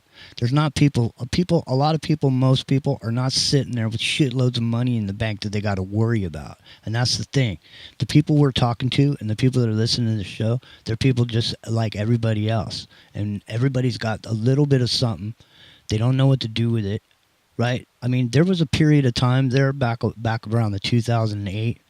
There's a period of time where there's this whole thing where there's this movement to this micro gold thing. Do you remember this? Where it's like a shaving of a small amount of gold that's inside of this sheath, and it was worth it. You know, however much gold was worth, it was worth that, and it made it affordable for people to buy like these. I don't know what it was. It was like a I don't know. It's like a really thin piece of gold that weighed a certain amount of money, and that was it. Yeah, they were like 1 gram. Yeah, you know? yeah, and you could use it like money, like it was in a piece of plastic, and you could hand it to somebody. Rock and Rio, you know what I mean? It had value, because on Bruce's mountain, that piece of gold's still going to have value, isn't it, Bruce? Like on your mountain, even though you're saying what you're saying about it. I'm just saying, if I was up there and I didn't have anything, and I had a gold nugget, you know, big chunk of gold, could I get some food and some shelter up there? Would you give me some shelter for a piece of gold, Brew? Yeah, I probably would. Yeah. See? I'd even give you the Starlink password, Jimmy. There you go. See. So find your way to Bruce and give him your gold, and boom, you got yourself. But can I speak? You know, you zeroed it back in on America. Okay, so look, I don't think a lot of people are going to make the cut, Jimmy. I think the depopulation is going to be successful because it's so close to like the gallows dropping, the plank, the what do you call it? The when the floor opens up and you fall, you know. It's so close to the lever being pulled now that if you don't have substantive plans in place and community built up, you're not going to make it. And you know, it amazes me that you know, people have been listening to alternative radio for 10 years and they're completely unprepared. And you know, they have cut off every corner of escape, Jimmy. This is like herding cattle. It's literally reached that point. But see, listen. There's a small minority of this population in the United States of America and across the world that listen to this show. So hopefully, all we can do is hope that the people that we're talking to will help to save their ass a little bit, you know. And I'm saying right now, I'm telling you, land and mineral gold shit you got in your hand, no paper gold, Rio, right? Rio. Right. Are you with me on this? I mean, I know people are into the crypto and shit. They go against the gold, man. They're like, no, gold, silver, no. But listen, silver's up $2.50 in the last 30 days. I'm just saying. You had $1,000 worth of, you know, all you got to do is make your. I'm not giving you financial advice. I'm saying in the past I've made investments where if a metal goes up $1. I make $1,000. So I just sit around and wait. And if it goes up, boom, $1,000. Goes up $2, boom, $2.50. I made $2,500 on it. I didn't do shit. I just had some precious metal. But in the future, you might need to shave off some of that shit and take it down to the store, buy a piece of bread. Because, I mean, like I said, there's going to be products, but in order to get them, you're going to have this new identification card. That's tied into your credit, your everything, your credit score, your social credit, all of it. I know Bruce says it's not happening, but the thing is Bruce. You know, they're going to try. They're going to try, but they're not going to be successful, Jimmy. Well, see, the thing is you keep hearing like the mark of the beast thing, right? But it's not really just the mark. I mean, that has its own connotations and stuff too. But it's the system, right? It's going to be the entire system of the beast. Like you have to be part of that system. You need to have that card or that identifier or whatever it is, because you know that's what they want. You know, you cannot buy, sell, trade, whatever without it. And the only way around that is the barter system. And if you don't have gold or silver or, whatever of value that's worth Food something. or alcohol or ammo. Yeah, food, alcohol, ammo, whatever it is that somebody else wants, you can't have anything to trade. That's what they're looking to do. You're either going to be on the system, or you're going to be, trading with your neighbor, trying to figure out, who's got the beef and who's got the carrots and, who's got the fresh well water to keep drinking. Yeah, that's what I was saying earlier. Like, I mean, the thing is let's face it, Americans, unless you've been through, calamities that happen, natural disasters, hurricanes, earthquakes, so on and so forth, you don't really fires, you don't really understand what it's like to be evacuated out of where you live, and you don't have a choice, because unless you're gonna stand your ground or whatever. I mean, it's like, I mean, when the fires happened here and we got evacuated, I stayed behind for a week because I wasn't gonna leave, and eventually I had to leave. And when I left, I came to this realization that at the point that I decided to leave, I was one of the few moving anywhere around where I was. So in other words, there's like 100 sheriffs everywhere with their lights going like this around the top. There's sheriffs. The California Highway Patrol is literally like an army. There were so many highway patrols at the exit coming off the freeway to come into town. There's like 10 cars sitting there with their lights flashing. And so at the point that everyone's mostly gone and you're moving around, you're completely obvious. So now there's a reason to hone in on you and see what the hell you're doing, And at the point that I was leaving, just so you know, when I left, I didn't the fire was nowhere near my house, but I didn't know if I was coming back, So I basically fit all the shit that I was going to take with me in my car, including my dog and my 2 parakeets and all my guitars and shit and my computers, and I left. But as I was doing that and leaving town, I mean, doesn't that look like a car full of shit the best shit I just stole out of somebody's house? You know what I mean? I'm just saying, all of a sudden you get pulled over and they confiscate your shit, and next thing you know, you're under arrest or whatever. You just no way to prove it. Oh, I forgot my wallet back at the house. Oh yeah, I didn't take all the receipts with me. Exactly. So I mean, listen, once you become under government control, things change. And so I'm just saying, you can try to hold out and think you can hang out unless you've sat there and really, like Bruce was saying. See, Bruce, the big problem with this whole thing, the biggest issue, is because at the very beginning of this whole wave of the end of the world shit, starting way back with, the year 2000 and the computer's all going to crash. Yeah. People have been through so many of these things that never happen. And in the beginning, they prepped, and then it didn't happen. And then their families gave them shit about it. And then the next thing came, and time went by, and then the next thing that finally came that got them upset, and they prepped. And then fucking nothing happened. And so they've gone through this so many times that at the point that the people in the alternative media at this point, it's almost like it's not, I mean, it's almost like it doesn't matter anymore. I don't know what it is, but there's a bunch of new people that are just coming awake to certain things, and I suppose there's a whole marketplace out there where people are running around buying storable food and doing all this shit. But, realistically, Bruce, whatever happens, the majority of people are going to have no idea that it was going to happen. And they're not going to be prepped. I mean, there's only going to be, like you say, a few people, because at a certain point, once there's a look at, I mean, there's people that literally, when their phone comes off, their dopamine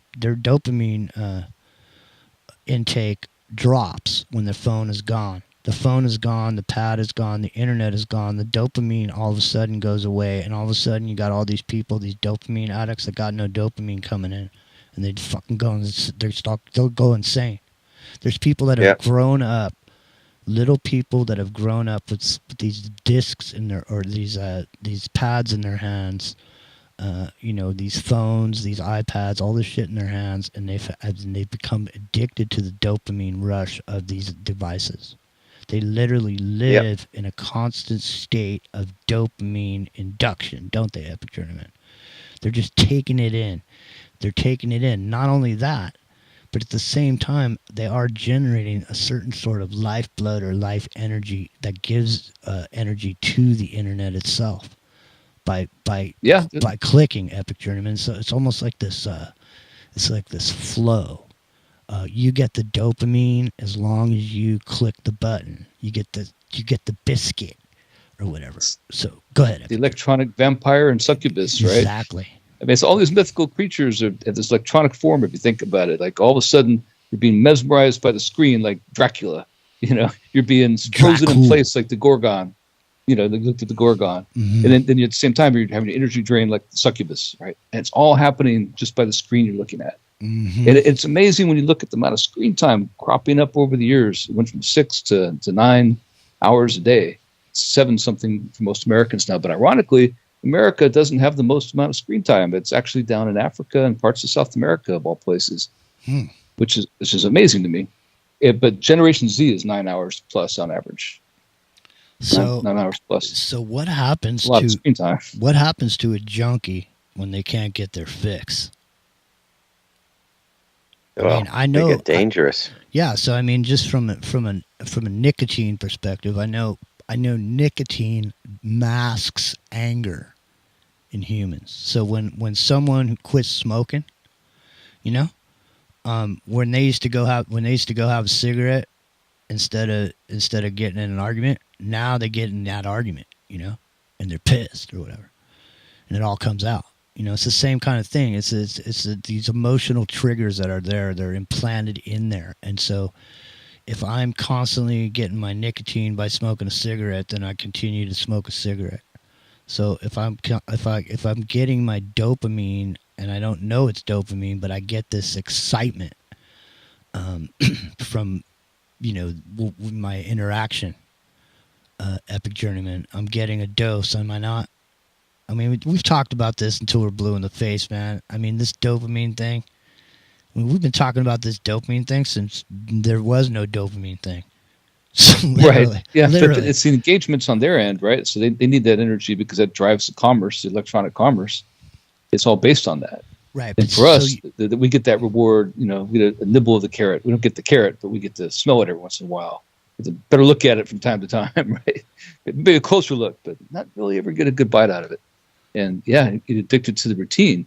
And then what I find most amazing we talked about is the conflict addiction aspect, because people, they need more, right? They need more. And what happens is it's not enough just to get that view of pornography or that new news story before anybody else or whatever. You got to go fight with somebody else online to get an extra rise. It's not just dopamine anymore. It's all these other adrenaline things combined with it, this cocktail. Like an 8-ball of chemicals that your body makes on its own. You get addicted to that. And that's how you develop trolls. And trolls become this whole thing where trolls are actually addicts. Well, when you realize that the ultimate biscuit that the good doggy gets is the dopamine rush or the state of the dopamine high or the psychosis of the dopamine overdose, which we've talked about before, which is the presentation of the psychosis that happens from dopamine overdose. And so, but the thing is Epic Journeyman, if I don't get my dopamine, where am I going to get it? And that's the thing, is everything is designed. We've talked about this before. I'll bring it up again. The Timothy Leary, where I'm going to make Americans pleasure seekers. The difference between happiness and, pleasure seeking. And happiness is something, puppy breath, or you see your daughter walk for the first time. That makes you happy. But, you know what I mean? It's the dopamine, that's melatonin that you get, right? From happiness. Serotonin. Serotonin, right? Yeah, serotonin from happiness and dopamine from pleasure, right? And pleasure is fleeting. I mean, pleasure can be bought with money, and that's the whole idea, right? Money and the dopamine rush are one and the same, are they not, Epic Journeyman? Did you know that porn causes a major dopamine rush? Do you guys know that? Yes. You did? Yeah. Yeah. So how easy would it be to generate an addiction in a younger generation that's addicted to dopamine? Well, that's why 70% of internet traffic is porn, right? Yeah, more. Yeah, more, I'd say. So it's huge. When I worked at a company called Sandvine, which is network provisioning hardware and software. So this could do a whole nation, right? And it has the ability to gather every statistic on the internet right down to the byte, right? Could actually reconstitute a Skype call without eavesdropping, just by recompiling the bytes in the sequence they came through. Yeah, we used to get these company newsletters, and we would do a release of the software, and we would do internal testing. And we would do stuff like the Super Bowl, like what percentage of the internet, porn was over 80%. Porn is over 80% of all internet traffic globally. Okay? So it's a huge thing. Huge. So those people in Africa and in South America are spending all their time on porn too. And that's what's about this, right? Yeah. It absolutely. Absolutely, it's huge. It's huge here too. It's huge everywhere. It's everywhere, and it's breaking down the family. It's just like it's insidious. Like it's everywhere, and I don't know if it can be stopped. I really don't. Epic Journeyman. We didn't plan on getting into this, but Epic Journeyman or Rock and Rio. See how many hits Pornhub gets an hour.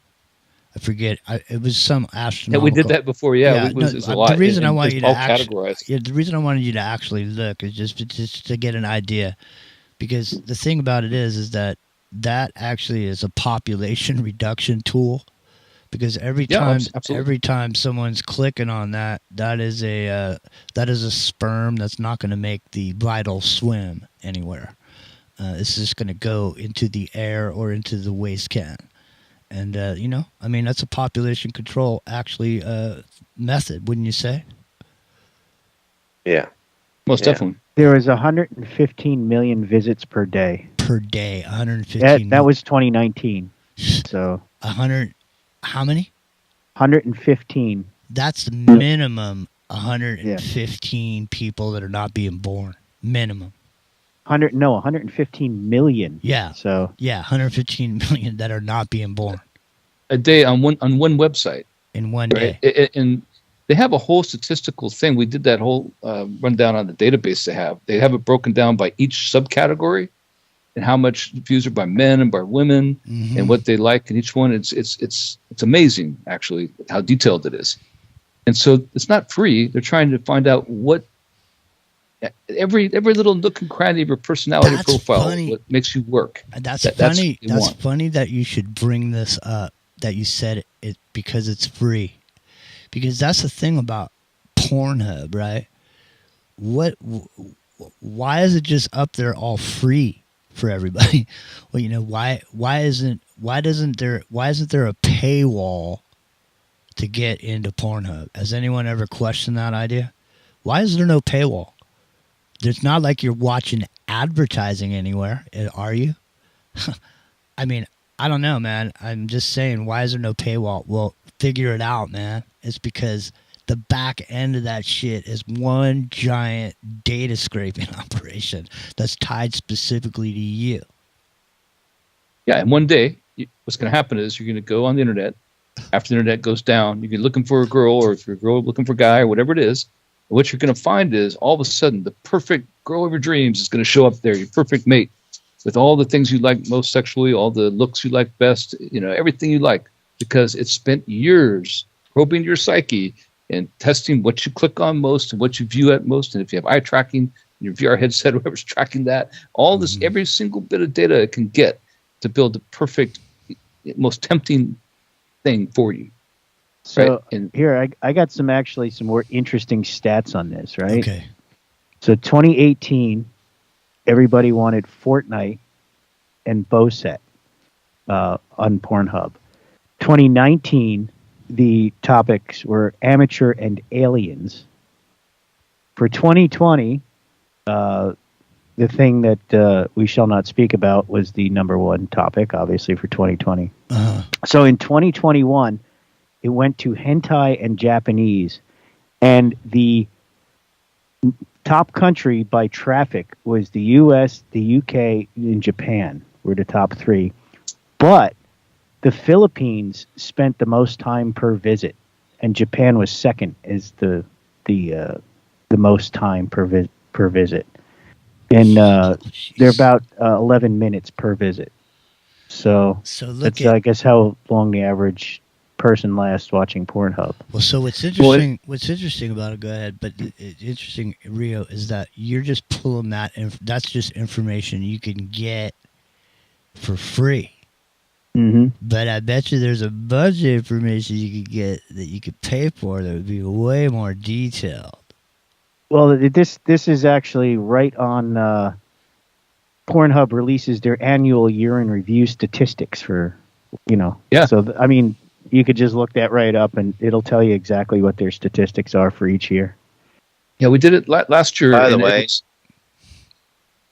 way, Pornhub is owned by a rabbi. Yeah, it just got bought up by a rabbi, didn't it? Just recently, Yeah. there was a Yeah, the guy who built it up was actually out of Montreal, Quebec. So here's another one. Filthy Canadians. The term bromance. Quebecers, man. The French, Jimmy. Don't get me started. Okay, listen. The term bromance has increased 288% last year. What? Yeah. Oh, that is very telling. That is very telling. Wow. Only on Into the Microcosm would you... I mean, literally, wow.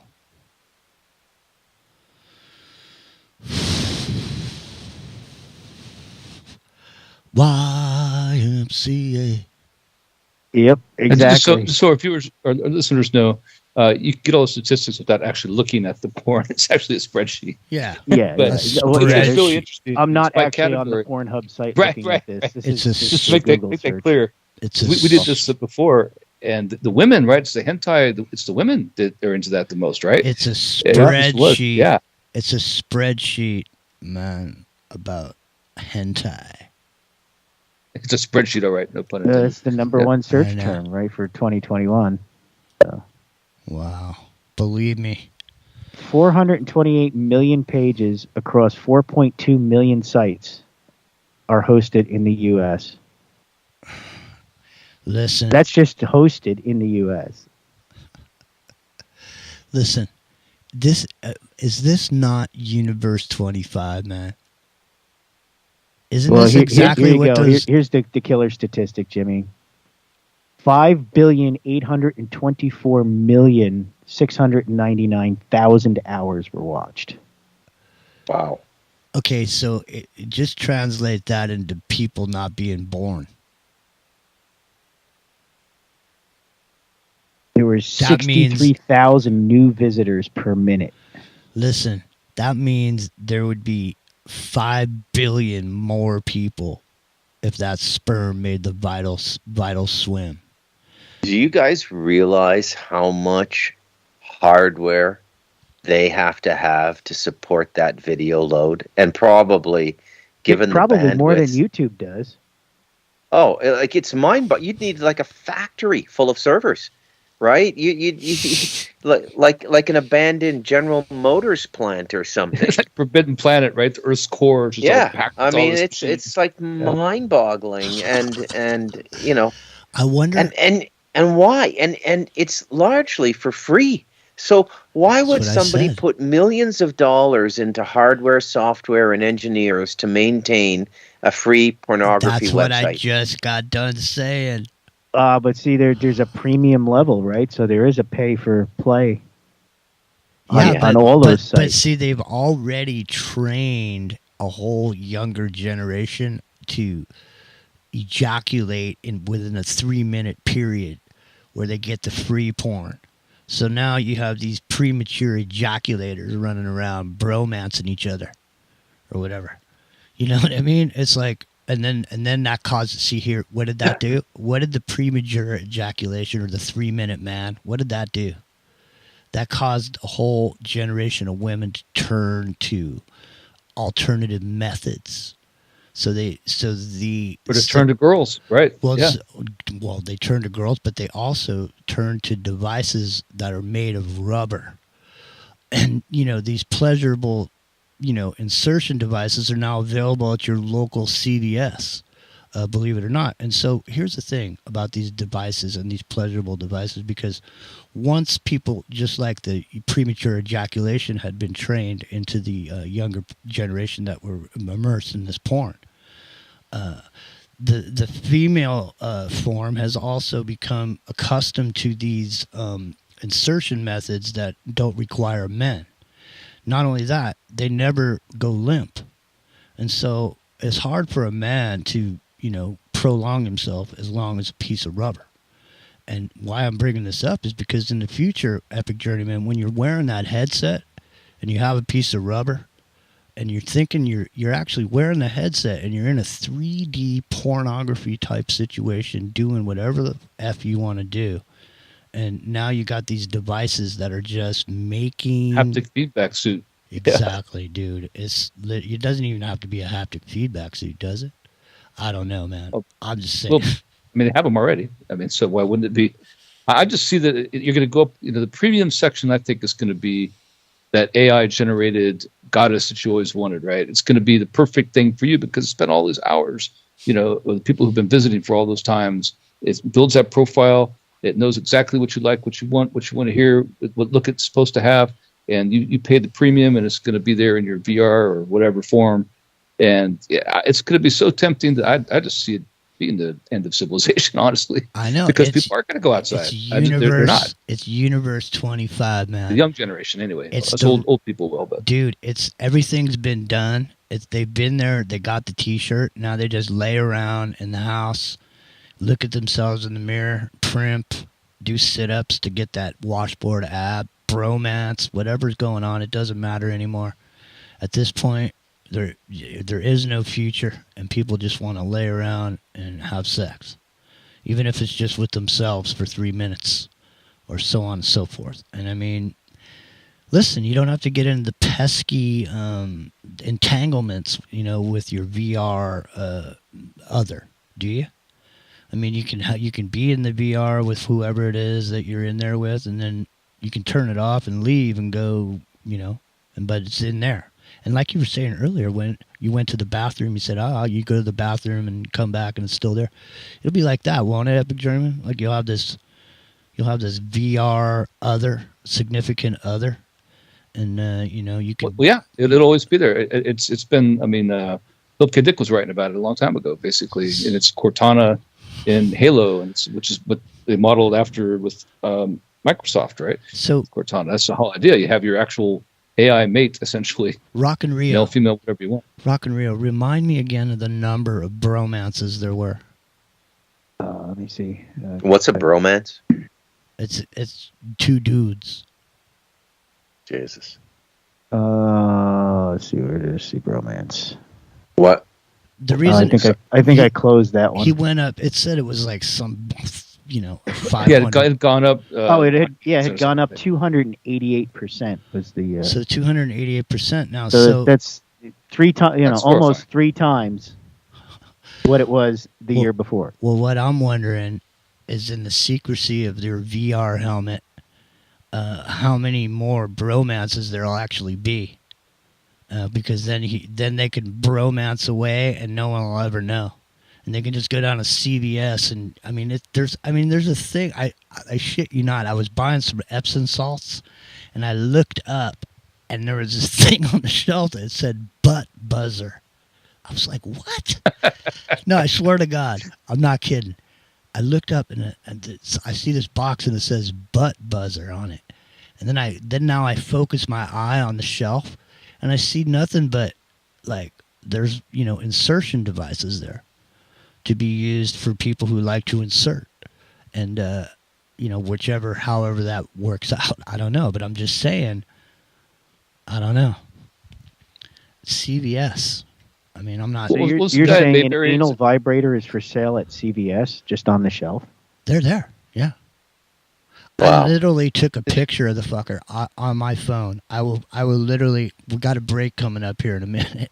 I will move that picture into the thing and put it in YouTube, and you'll be able to see it for your own selves. You won't believe it, man. Seriously, I'm sure there's probably people just going and hanging around that aisle waiting for someone to go buy one of those, and then you just right. I don't know. It's a crazy world we're living in. Well, on Twitter or Twitter X, whatever you want to call it, right? The platform formerly known as Twitter. They actually advertise them. Like I'll be scrolling through there, and it's like these sex toys. I mean, not like straight up dildos, but these exotic looking, modernized versions, of keys to pleasure or whatever they call it. And it's right there in between the feeds. You're like, what the hell is this? Bring back Apple and Disney, please, So it was there before they left. Here's a question.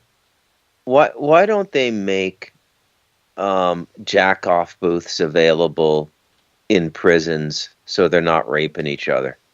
Why don't they have computers that are not networked with videos you can watch, and for good behavior you can go rub one out?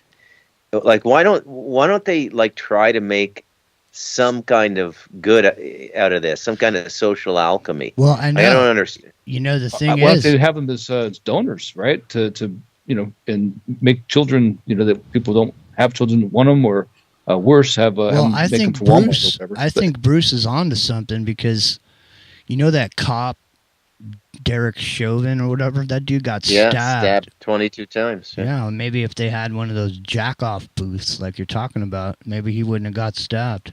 I don't know. Have you read into the story? There's a lot to it, actually. Okay, well, the guy that stabbed him was a former FBI informant. I know. Let's talk about it after we come back. It's the top of the hour. My name's Jimmy. It's Into the Microcosm. That's Bruce McDonald there. You can find him on Amazon. He's got a new book out. Check it out.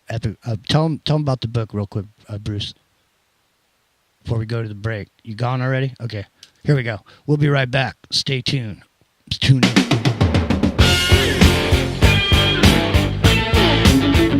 It's freeworld.fm. Revolution.radio. The Independent Broadcast Network. We couldn't stop moving when it first took hold. It was a whole spring night at the old town hall. There was a group called the Jokers, they were laying it down. But I'm never gonna lose that funky sound. Rock and roll,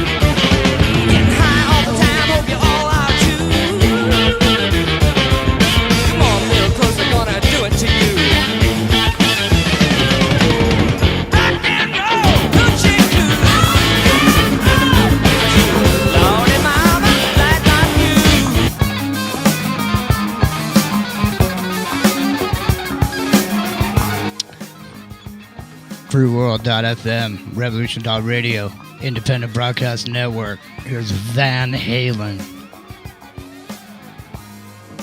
Dirty Movies off the 2015 remaster. This is one of my favorite records. Fair warning.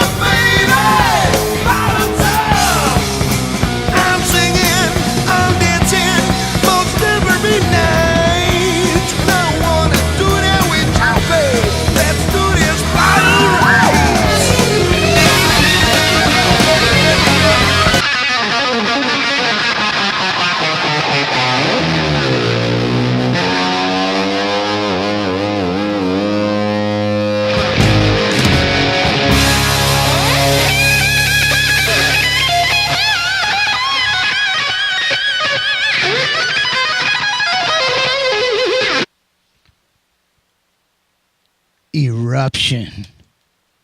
How many ejaculations did you say that when was? When it comes to your business, we know. Every minute counts. How many billion? It was 5 billion? 5 billion. 5 billion. It's Friday night.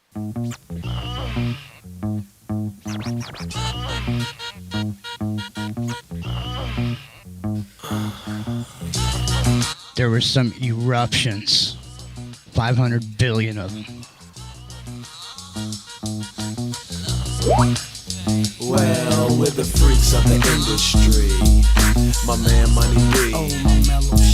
The freaks of the industry. And when you see us backstage, be prepared to G. Well, they say that birds do it, bees do it. Do it. Time to freak Money B. Rio, are they Yeah. are they twerking in the chat room? They are. Give me the helmet, I'll be the stunt. I think Ronan started it. It's disgusting. There's a sweaty candlelit twerk contest going on over here. Oh, Money B. Yeah, that's what you'll be screaming and creaming. It's disgusting. All right, enough with the twerking.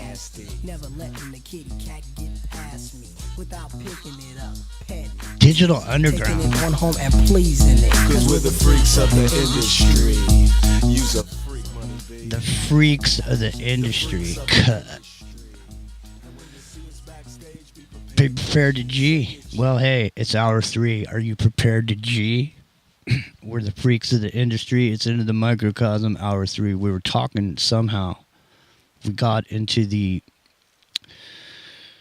population control method known as porn, and we were asking the big question, and I don't think anyone who watches porn ever thinks to themselves when they head over there for some porn.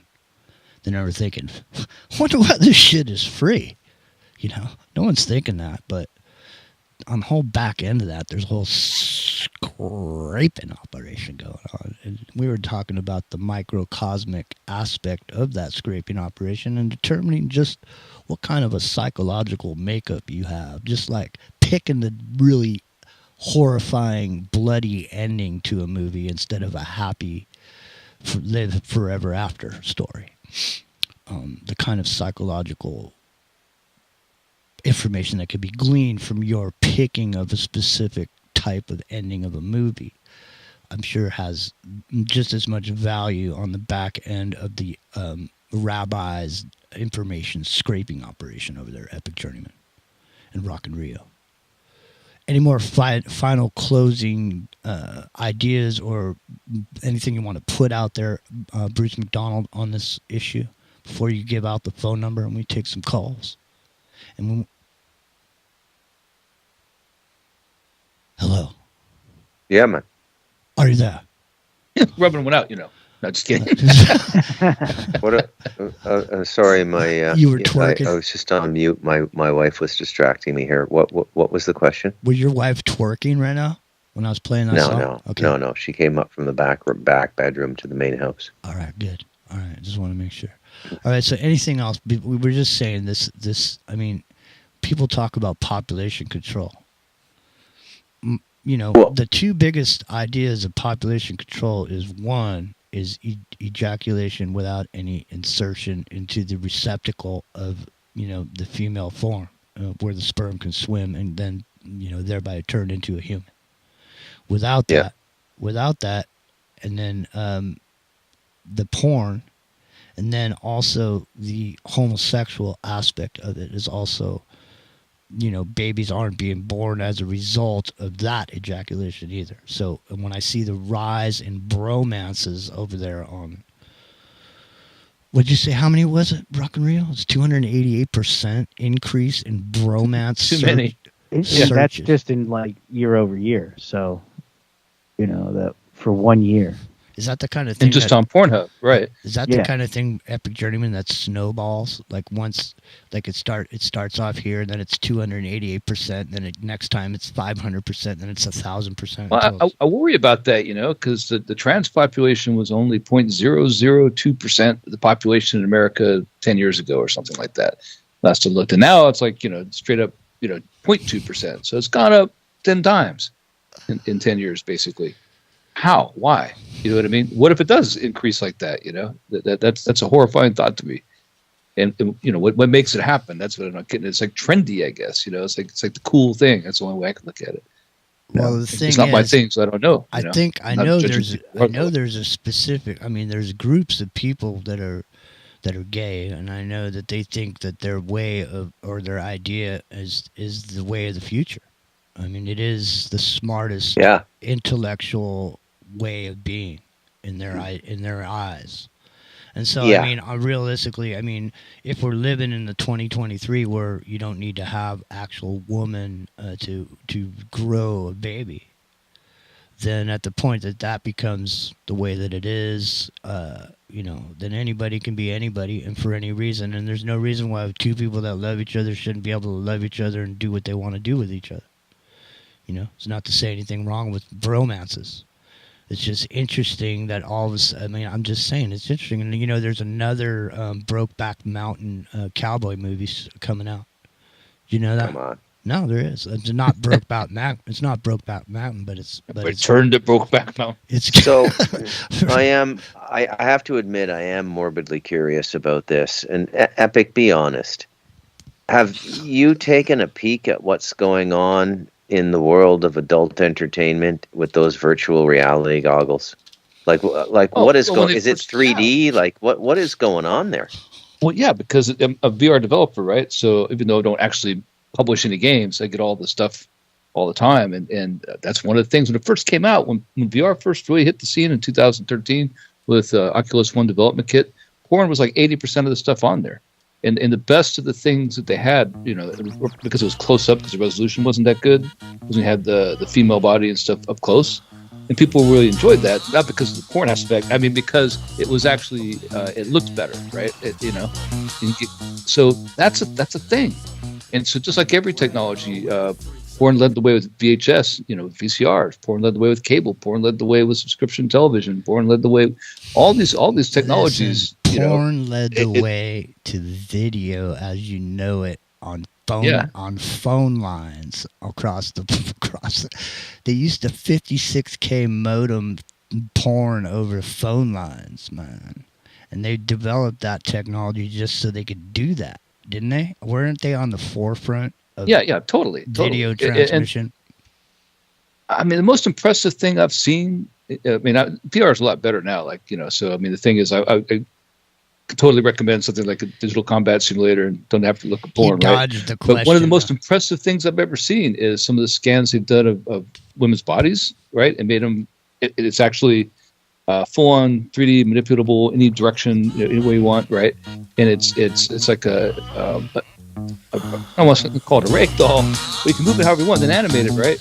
It's amazing. And then they have the thing now where you customize. That's the new thing apparently for a while, is you customize whatever you want, right? So you can totally edit anything about the form. Okay, so let me ask you this. It's going to get to the point where you don't need to go outside. Hold on a second. So you telling me that these incels can sit there and develop their own girlfriend that they can have on the internet, and then they can roll around to clubs and shit like you're rolling around in VR, and it's like Grand Theft Auto, and you're just rolling around with your internet girlfriend. That it's just, you know, everywhere you go, there she is, and you know, I mean, you just go home and jack off, and you know, I mean, it's like the real thing. Go ahead. With the voice recognition, you know, and ChatGPT and things like that, you could be in the porn room and go, well, make her eyes blue, now make her hair red, make it longer, you know, make her butt a little bigger, make her boobs a little bigger, make her thighs a little tighter, you know, and you could just sit there and like build your own woman. Right? Epic dodged the question that Bruce asked. No, I've been saying that since 2013. I've seen all that stuff. Okay. Develop. And some of the most impressive things I've seen are the scans of actual real women, right, that are manipulable after that point, you know, after they've been scanned. But what they have now, I think, is better in a sense, just from the application of it not involving real people, is what Rio's saying, is you can make whatever you want. And it looks, AI helps assist it and make it look, you know, as real as possible. Okay, and so at some point, there's no room. People aren't going to have to go to a prostitute, or it's not going to be a trade anymore. It's going to put them out of business essentially, because whatever those people want, they can have. They can make it their dream mate. Isn't the most and then it's an end to STDs. Isn't the most powerful energy in magic is sexual energy? Is it not? It's one of them for sure. It's one that's cool. Okay, so Like we were saying earlier with the digital vampires sucking your blood, like psychic vampires suck your energy. Your blood is sucking on the internet with these vampires. It's the same thing. Well, absolutely. It's taking your energy. Yeah. It's taking your sexual energy. It's sucking it out, man. And all I can think of, and I mean, I hate having to do this all the time, reference this movie, reference the scene where ignorance is bliss, the Matrix movie. It's not which pill you took, there is no spoon, all that.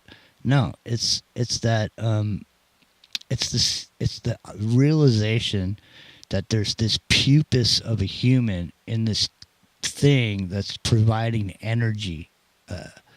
You're getting fed some food inside of a tube into this little bubble that you sit in, and you generate the energy to make the machine move.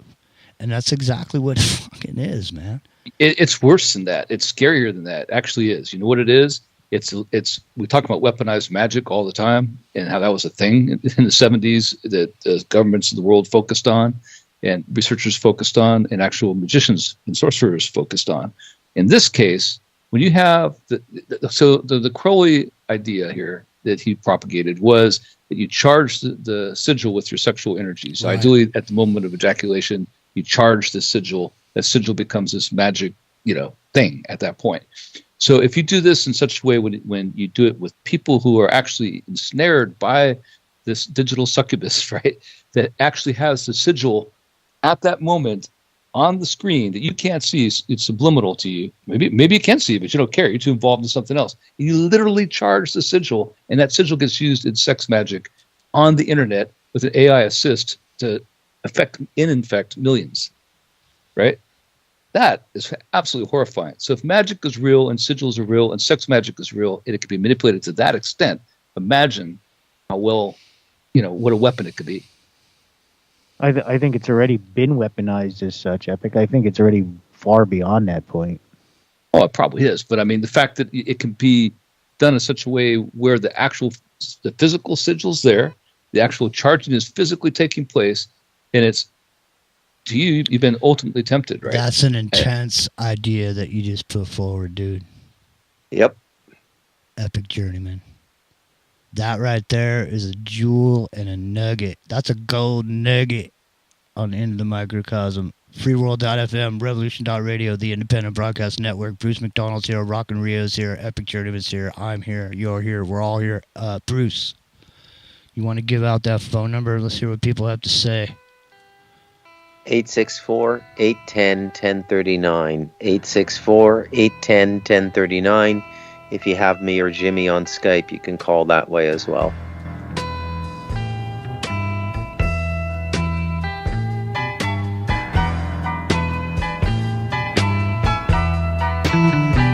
I'm a spy in the house of love. I know the dream that you're dreaming of. I know the word that you long to hear. I know your deepest secret fear. I'm a spy. Somehow, someway you found into the microcosm. You're in the right place at the right time. Time's up. No time left. We're almost out of time. So if you want to give us a call, Bruce McDonald, what's that phone number again, please? 864-810-1039. 864-810-1039. Give us a call. You know what you think about this here, because like we said, 500 million? Dude, that's blowing my mind. 500 million. Man, that is unbelievable. Everything.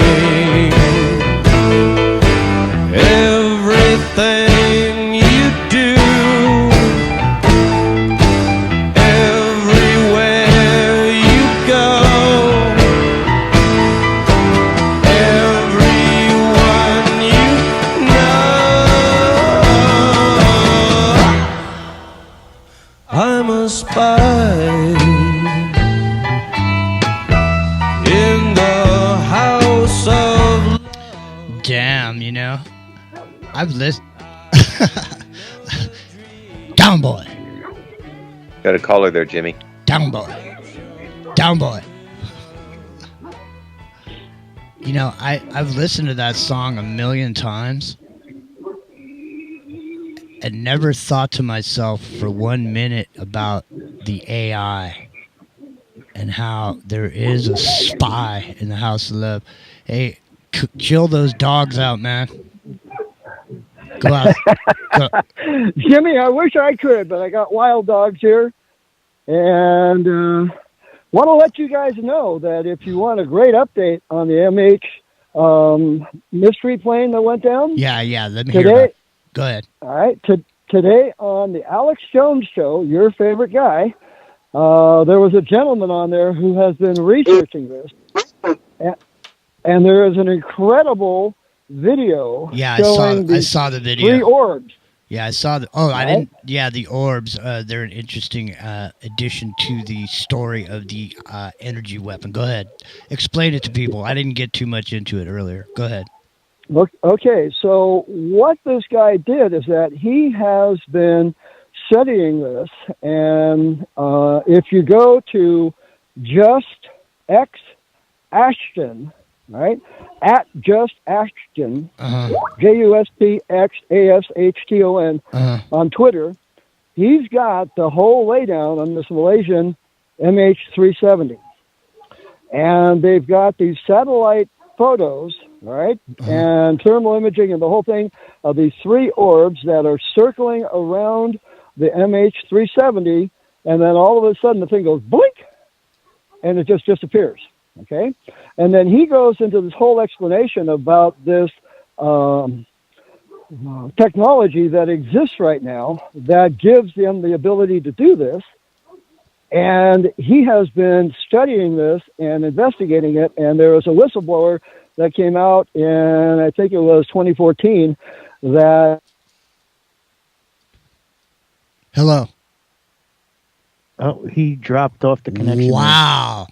Well, listen, look up Thor, THOR, Rio or Epic Journeyman or Bruce. Look that up right now. Thor, it's a thing. Go ahead and check that out.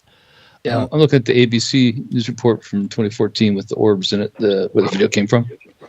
Okay, I got dropped off there for some reason. Yeah, something happened there. Go ahead. Okay, but anyway, so there was a guy that was in the military, and he exposed this stuff, and now he is in prison. And he goes through the whole story, the chronology of how they discovered this thing, so he's in and the background. And so it gives it justification for the results, right, and the conclusions that he comes to. And this guy, if you look at him, he's kind of a nerd. But the way that he brings this stuff out, you realize that he has put a lot of intelligence into exposing what's going on. So, anyway, he was on for about a half an hour on Alex Jones Show. Well, God bless him. God bless you, and God bless him, and, God bless America. And also, Steve Kirch was on the show today, if you know of him. And he was exposing a lot of the information that has come out about the COVID vaccines. Right? Hey, so listen. check it out. Yeah, don't say that. Don't say that on here. Yeah, I'm looking at the ABC News article, and it actually is from 2014. And it talks about this isn't new. I'm surprised more people didn't latch on to this. I didn't at the time either. There's 3 objects. The largest one's 78 feet by 72 feet, while 2 smaller ones are 45 feet by 62 feet. So what are you saying? There's big exposure on Alex Jones dropping all the truth bombs or whatever came out in 2014? March 12th, 2014, yeah. They were taken by Chinese satellites on Sunday. Yeah. I'm reading the article now. It says, the blurry images were taken by Chinese satellites on Sunday, loaded today onto the secession website, which is operated by China's National Defense Science and Technology Ministry. It describes the whole thing like I just did, what the size of objects was, and then the plane going down. Well, yes, it's from 2014, and it's right here, ABC News. There you March go, 11, dude. Maybe he's not really in prison. Who knows? Who knows, Brent? I mean, there it is. You can just go read about it. So I don't know. Maybe he's not in prison. I don't know. But it sounds good. Well, I never heard of this either. This was tripping me out. I looked at that stuff when it happened. I would have remembered seeing this. Yeah, it sounds good though. It's right here. I mean, it sells storable foods. I think. I done it. Or right. Whatever it is. Vitamins. So it was Harrison Smith who had the guy on originally yesterday, and Harrison is one of his. I heard. Well, let's just be honest. I'll be honest about it, man. If you really want to get down to it, I heard about it like a week ago with Jeff Rentz's program. So right. Jeff Rentz had the guy on, and they did a whole like dissection of every bit of it. So if you really want to get into the bare bones of this whole quote unquote conspiracy of the 370 flight, it's over there on the Rentz network. But in the meantime, people don't like Rentz, so a lot of people don't listen over there. But I don't know. Who knows? But anyways, the point is, thanks for calling, Brent. Anything else, man? I was just going to say, if you want to get it from the horse's mouth, Just X Ashton on Twitter. He's got the whole thing there. All right, guys. Have a good night. Hey, you too. Be well, man. Be well. Throw those dogs a bone, God darn it. So I hear your name is fantastic. Hey, Bruce, we got any callers? Yeah. Harry Springfield Williams from the outback of Australia. All right, Harry. All right, in. All right, Harry. Stand by. Stand by. How much you gonna get? Funkateers, let's funk with this. How much you got? How much you gonna get? Funkateers, let's funk with this. How much you got? How much you gonna get? Introducing Miss Hip-Hop Lollipop. Funkateers, let's funk with this. Before we listen to Miss Pop Lollipop, Bruce, give out that phone number. 864-810-1039, 864-810-1039, 864-810-1039. Give us a call. Stand by, Harry. Evolution, change, strange, this, that, all right, because it is the bomb like that say. Oh, you all that I need, baby. You're messing with my mind while I'm sleeping in bed. Don't let me like nothing you should.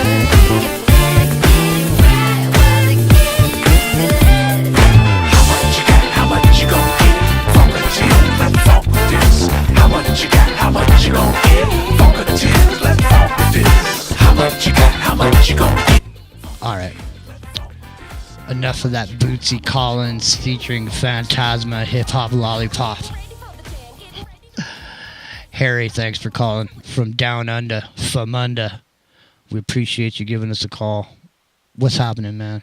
Did you listen to what we were saying? The population control mechanisms that have been built into the pop culture, the pop lollipops, and the constant searching for the dopamine hit. More and more. Just like what was her name on Willy Wonka? More. She wanted more.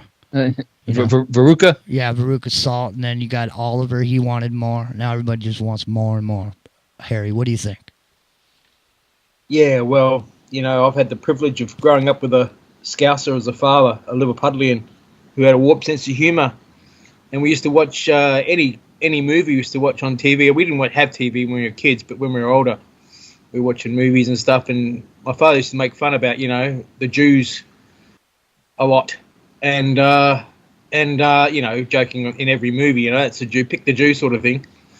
And like at 8 years old, my father told me around the kitchen table about the Trilateral Commission, and I just rolled my eyes, But so I've been brought up with that sort of conscious awareness from a very early age. But what I find interesting is anything of intelligence gets shelved away as secrecy, and that's because of the black magic stuff, and the occult type of behavior. The modality that the world's under is a death cult, as we know. So there is no expansiveness of understanding. They're throttling it, they're bottling it, they're containing it within their sense of what they think is going to happen. They have no consciousness about the heavenly aspects of what needs to happen on Earth. They're more in repeating the death, blood sacrifice cycle that Sir John Dee set up with, Edward Kelly, or i.e. John Talbot, back in the day through Queen Elizabeth. This is the extinction generation. This is Universe 25. This is it. I mean, there's the dream is dead for a lot of people because the dream has been put out there and the dream has, not materialized for a lot of people. And they're starting to disbelieve anything at all at this point. For every action, there's an opposite and opposing reaction, And the thing is that they think they're pushing the world into a certain way, but what they've tried to do over the last 30 years or whatever, 40, 50 years, is they understand, as we do, that, the indigo kids and all that sort of stuff, the consciousness of the children that are born for this time are to excel beyond what we have brought to the planet or offered to the planet, because that's the natural cycle of life itself. The natural cycle of creation is to build upon itself, but mans tend to destroy it and control it, and it's only to do with controlling resources, controlling money, controlling populations. Look, we all get it. We all know where we're at. But the interesting thing is, I've driven over 400 kilometers today, got up at 2 a.m. and did a bit of round trip through a market and stuff. But this is what I do on the weekends and thoroughly enjoy it. I've just got home. The last weekend I got given a paper. I've dropped it in the chat there, The Light, Australia. Now that's like Revolution Radio in print. These are people in Australia who are making people aware. Someone came around the markets and handed me one, and so I had a bit of a read. So things are happening. We can continually point out all the problems, but there are the good people out there who are bringing, like you guys, bring it to the forefront of, and this is a movement. This is a grassroots movement, okay? And we're all part of it. And the more that they push, the compression that they're creating is going to be a big bounce back. That's the way I look at it. Well, I mean, I can see what you're saying, and I agree with you. I think there are micro communities that are, coming together, in this way. And but I mean, overall, from a civilization's perspective, there's not a one mind. It's not all one, all for one and one for all. There's turmoil and all these things brewing, constant bubbling to the surface, the constant milking of this energy, like we were talking about earlier, the psychic vampire turned electronic, the digital vampire. Dracul's coming through your screen, sucking your energy out. Go ahead. What do you think about that? I mean, we've talked about this before, that Michael Aquino and who else was it, Epic Journeyman? There was another person involved, and they released this. It was the Church of Set, yeah, and they made this program, Demon, to put on the internet. And they released it do out. Exactly this. Yeah, basically. Yeah, and we couldn't get that information back after we talked about it once, many years ago. We couldn't find the name. There was a name of the operation. Yeah, and it was tied to IPv3, I think, or it might have been IPv4, but it was actually part of it latched onto the program. The fuck is that? I don't know. Did we get a caller, Bruce? No, that was. I don't know where that came from. That was trippy, man. Oliver Simon Jordan, ain't no UFO, over in the chat room. So we got a full chat room over there in the Microcosm with Jimmy Gene on YouTube. You can go over there tomorrow night, 7 o'clock Pacific. I'm going to be joining JP on his 7 o'clock show. So I'm going to talk to you guys after the show in reference to that for tomorrow night, because we do the 7 o'clock freeworld.fm show, and it's on YouTube also, and at the Independent Broadcast Network. You can find it. So tomorrow night, 7 o'clock, JP from the Paradigm Shift, and we'll talk about that. after the show, you guys. And anyways, so the point is that tonight we're talking about this. Now, Harry, what do you think about the digitizing of this entity that literally sifts and sucks the loosh out of people? And every single type of energy that you could put into something is happening in a moment. Is there a way to magically, suck that energy back out of people? Yep, it's happening. I mean, since they created radio, in control of the mass media, Orson Welles with the War of the Worlds, all that sort of stuff is a strong projection or suggestion, hypnosis, and the way we've been brought up through the computer age, because prior to the 1990s, none of us really had computers, is a military developed thing. And the military developed thing has always been about death and destruction and homage to the death cult. So, well, what do you think about this? What do you think about the possibility of a young Jewish man alone in a cold, cruel world in America and work his way up from a lowly nobody to dancing naked in the Bohemian Grove? Henry Kissinger, what an American jewel! What a success story! Family fleeing Germany in 1923. I was thinking I got to share this before we go. This whole idea of charging the sigil with the digital demon we're describing, the digital succubus, is actually just fascinating when you think about the idea of the charged sigil being like the vinyl, the 45. Old 45 record back in the day, right? Yeah. And when you charge that sigil, and that's a sigil before it's charged, you charge that sigil, it's like that song, right? It's like that song's on 45 out in the ether forever, right? In this spirit realm, in the hyperspectrum. And when you put the needle to that vinyl, it plays that spell every time. Whether directed there for the internet, when you go search engine to someplace, when you actually listen to something, you see that image again, it actually plays that spell as if it was a 45 single to the person who links to it, and their conscious, the needle of their consciousness strikes it. Well, believe it or not, that's actually something that's in the record industry as a thing, that they do these rituals over the record so that the spell continues on and on. Yeah. Right. Well, listen, so that's a great parallel. It is, and let me just pour gasoline on that fire, Epic Journeyman. The spell is a meme, dude. Indeed. You can look at it in reverse. You can pray on a handkerchief and send it to someone. A talisman stuff.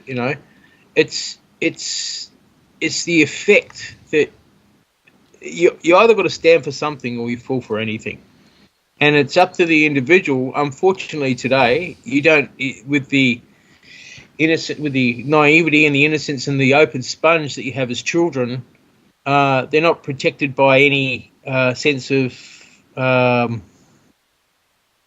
worth or value that's given to them generally by their parents. They're open to being ripped away from a very early age as soon as they get vaccines, basically. Yeah, well, listen, number one, don't say that on here. That word you just said. Oh, yeah. Children. Oh, no. Yeah, don't say children. And then, don't say that either. But anyway, the point being is, it's in the microcosm. We got about 20 minutes left. 864-810-1039. 864-810-1039. Give us a call. Want to hear what you have to say. Want to hear what you're thinking about.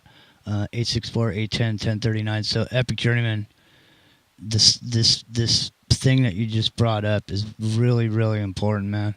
I mean, it is, because we know the power. We know that there's a charge associated with being the commandment of the logos.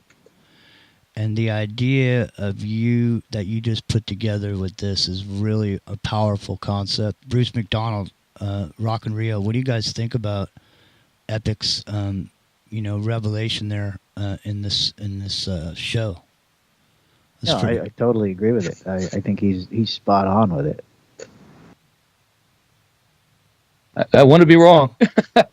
No. Yeah, but I don't think you are, because even going as far back as what Harry mentioned with the the War of the Worlds, right? That was one of the first tests of the mass hysteria, mind control, harvesting of the energy, right? I mean, and that's been going on for how long? So from the beginnings of the record industry, from the beginnings of radio, through television, through into the computers in the digital age and the cell phones, it's still the same thing, right? It's that manipulation of consciousness to garner some spiritual energy. Well, it's more than spiritual energy. It's actually your physical energy, the power of the orgasm, right? It's being harvested. Yeah. I mean that and it's being it's charging the sigil, when it happens, and that sigil remains, and now the sigil's charged, right? Yeah, that and if you think of that being done on an industrial scale, that's absolutely what it is. I mean, 5 billion hours of Pornhub is the industrial scale, right? 500. What'd you say it was? 5 billion. 5 billion hours per year. And just Pornhub. Just Pornhub. That's not all the other 9,000 sites or whatever there are that are equivalent to that. Yeah, it's literally unbelievable. Anyways, hey Harry, I muted you up because you have us on speaker and it's feeding back in here. So when you want to say something, you just have to unmute yourself if you don't mind. 864-810-1039, 864-810-1039. Bruce, are you still here? I think Bruce has exited stage left. Well, how the hell are people going to call in then? I don't know. I don't know either. I guess you won't be calling in then. Go ahead. Unless you have us on Skype. Have one of us on Skype. Go ahead, Harry. What were we going to say? Prior to Tavistock Institute of Human Relations, it was called Wellington House. And they were like the brainchilds of the UK in the City of London. And they figured out what happened to the men in the First World War, how they come back with shell shock. And the scientists and all the people that researched them discovered how to control the masses then by dissecting the information that they had. And they used it to control people rather than heal them, basically. So we've been on this journey for quite some time. But it goes back to the Macrobes and Queen Elizabeth I and Sir John Dee, when the Macrobes demanded blood sacrifice for the Enochian language they got given. And that's how the university started as well around the world. It's all part of this intelligence network. They had so much information download, they couldn't handle what the Macrobes had given them. Now, the Macrobes are these entities that are, they're sort of benign. They're not, for or against anything. They're just information people. They're beings. And on a higher plane. And but they demanded a black blood sacrifice, or that's what they said. That was told what they demanded was a blood sacrifice, and that's why the war started after the 1500s. There were all these wars happening from the British Isles point of view, anyway. So this has been going on for a long time. I mean, the blue bloodline, so to speak, who have had all the knowledge because they've had all the understandings, because that's what the empires have. That's what they gain. This is why the Romans went to Alexandria, and took all the books, and then left a few burning. Keep them bemused, or confused. The whole thing is that we know about the three places. You know, the Vatican City, Washington D.C., and the City of London. How they all working together at different points of attack in Paris, different areas. Yeah. Yep. And this is the thing that we're under and been born into, and it's cracked, obviously, because we talked about it a couple weeks ago, and we put forward the idea that this is a debtor's prison from day one, and you just pick your method of paying in the cost to house and feed you for your lifespan until your time is up, and you're just here. You already start off in debt. There's already some original sin that you somehow got to pay for, and you need to pay for it with the blood of your Savior, okay? Because that's the way it has to happen. So that's the way you got to live coming in. So according to this book, that's the way you got to live coming in. But maybe if you live in a different place and you don't read the same book, you think something different. We don't know. And that's right. It's pointed out in the Chaldean Oracles of Zoroaster in the introduction, is that, the Hebrews only had the lower keys of understanding, which controlled humans and the mind and behavior of humans, okay? And we can see that it's obvious now. This is the whole emotional thing that they project through everything. But the higher keys were from India and from Persia, and they've been lost, a lot of it. If you go back to the Brahmins and the Vedic scriptures, you can learn a lot from that. In fact, you get a whole different perspective of the empirical standard. Did you ever classifications system. Did you ever watch the original Star Trek?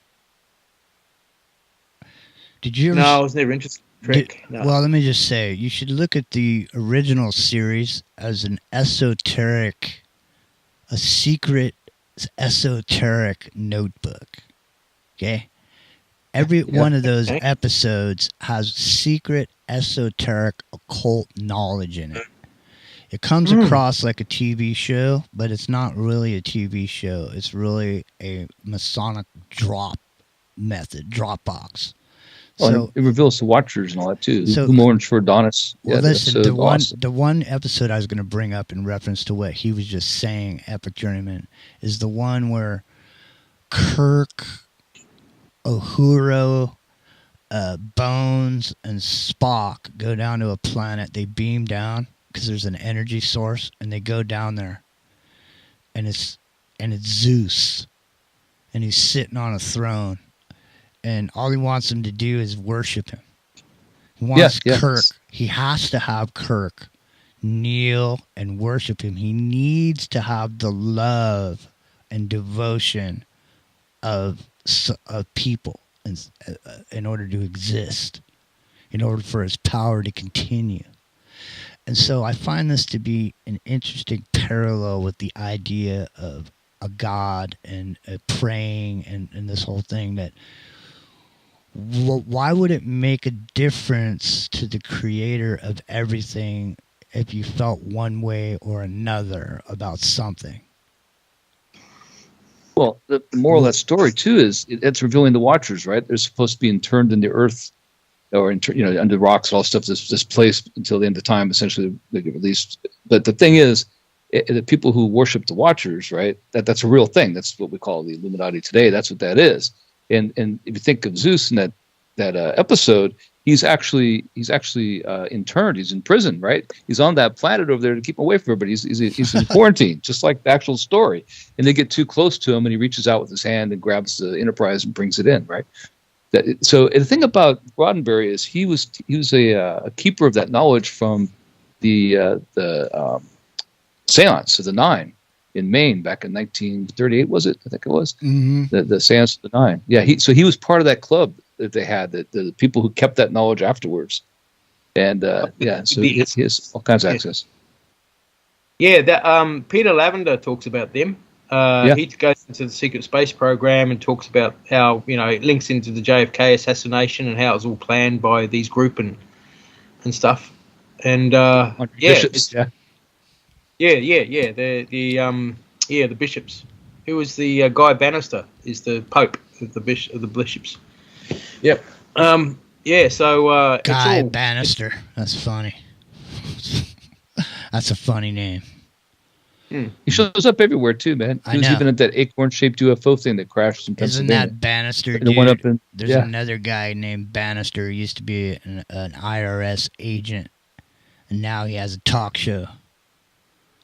I forget his name. Is that Bannister? And then the guy from what was the name of that? There was a group that had one of the singers' name was Bannister. I was thinking we played one of their songs earlier tonight. Anyway, it's into the microcosm. It's revolution.radio. It's freeworld.fm. We'll be back tomorrow night, 7 p.m. Pacific, and also Sunday morning at 8 a.m. for Wake and Bake on freeworld.fm. So come on in, tune in, turn on, find out, make it interesting. Have yourself a break. Rio, are you going to be able to be there this Sunday? I've been holding out. I've been holding up the fort. Oh, it's Apollo. Yeah, thanks, Robin. It was Apollo, not Zeus. But isn't Apollo Zeus, really? But anyway. Zeus the sun. Yeah, the sun god. Anyhow, sun. That's your son. It sounds a bit like the second book of Enoch, actually, that story. Watch out. You triggered Epic Journeyman. He sees Metatron on his throne. He sees Metatron on his throne. It's the same sort of the chariot. Totally. Damn. You triggered Epic Journeyman. Epic, take us out with some Book of Enoch.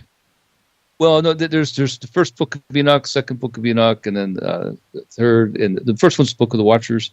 The second one, the book, not called the Book of Dreams, the last one, but the Vision one. That one's hard to read. The first one, the Book of Enoch, is really interesting. When Harry was talking earlier, I couldn't help but think about what he was talking about Zoroaster, and how they got the Persian perspective and the gods over there, and that view. Not I'll say gods, the esoteric view of the creation principle, and how the what we call the Star of David is kind of a tribute to Metatron, right, in a sense, and how Hero Mazda is what we have coming from Zoroastrianism, right, and so that but those are both in the Freemasonry concept, right? When you look around the temples there, if you look inside where all their posters, whatever, you'll have those things on there. So very interesting that those symbols unite the world through the symbols in the consciousness. The symbols are the sigils, right? Yeah, exactly. Yep, and they've been charged for a long time. Yep. I've got the Book of Enoch there. I'll just put it in the chat. Not Book of Enoch. The Chaldean Oracle of Zoroaster. But if you read in that, like in verse 17 struck out to me because it says attenuated rulers. And to me, it's a measurement of a vibratory field. And when you read a bit further on, you read about the primal fire or the light. This is what Enoch saw, all the eyes in the floor, and when he was sort of going a bit wobbly and fainted sort of thing, when he was going to see Metatron. All those is just, because there's millions of them in the walls and stuff like that and in the floors, is the photon suspended. It's all vibratory fields. It's all it is. The photon suspended so the matter envelops around it. He describes the galactic rim, like overlooking the galactic rim, and he sees the stars, right, of the Pleiades, and the 7 stars are the prison of the angels, the fallen angels, right? Yeah. And when he goes, there's a lot in there. All right, listen. When he goes through the fire, when he goes through the fire and into the land and stuff, that's the firmament. That's actually the seal. That's the outer surface of a star, like the sun. It's the outer. He goes through the outer surface of the sun into the sun, or out. He comes out of it and in through it, sort of thing. But this is what the Earth was once too, and this is what's going to become again. But it's not as an explosion. it's as a fusion. Well, it's right before he goes to the throne of God. It's right before he goes to the Holy of Holies, essentially. Right. Listen, we gotta get going, man. We got 2 minutes left. Harry, thanks for calling, man. We appreciate you. It's into the microcosm. We'll be back tomorrow night, 7:00 Pacific. Epic Journeyman will be here. I'll be here. You'll be here. We're gonna be doing something with JP tomorrow on Paradigm Shift. This has been Into the Microcosm. We appreciate you spending time with us. We know you can spend it anywhere, and we appreciate it. Rock and Rio, are you going to be here tomorrow night, man? Yeah, I'll be around. All right.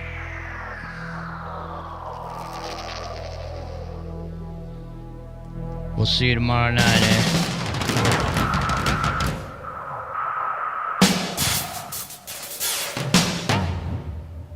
Good night, everybody. Go on.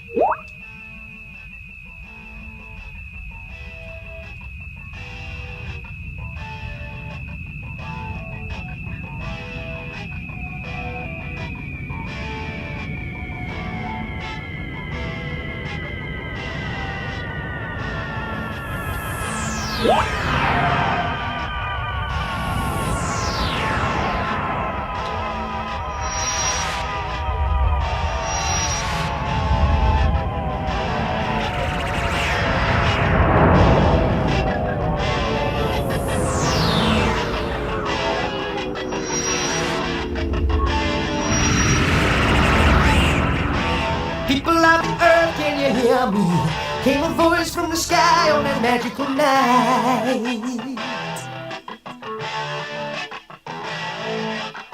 And in the colors of 1,000 sunsets, they traveled through the world on a silvery light.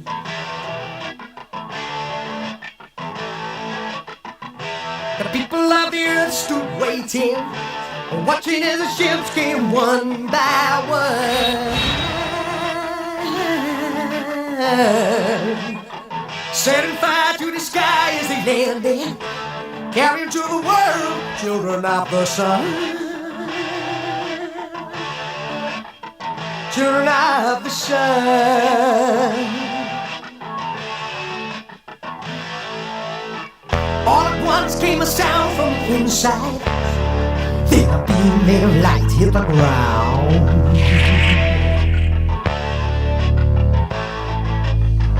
Everyone felt the sound of their heartbeat. Every man, every woman, every child. They passed the limits of imagination through the door to the world of another time.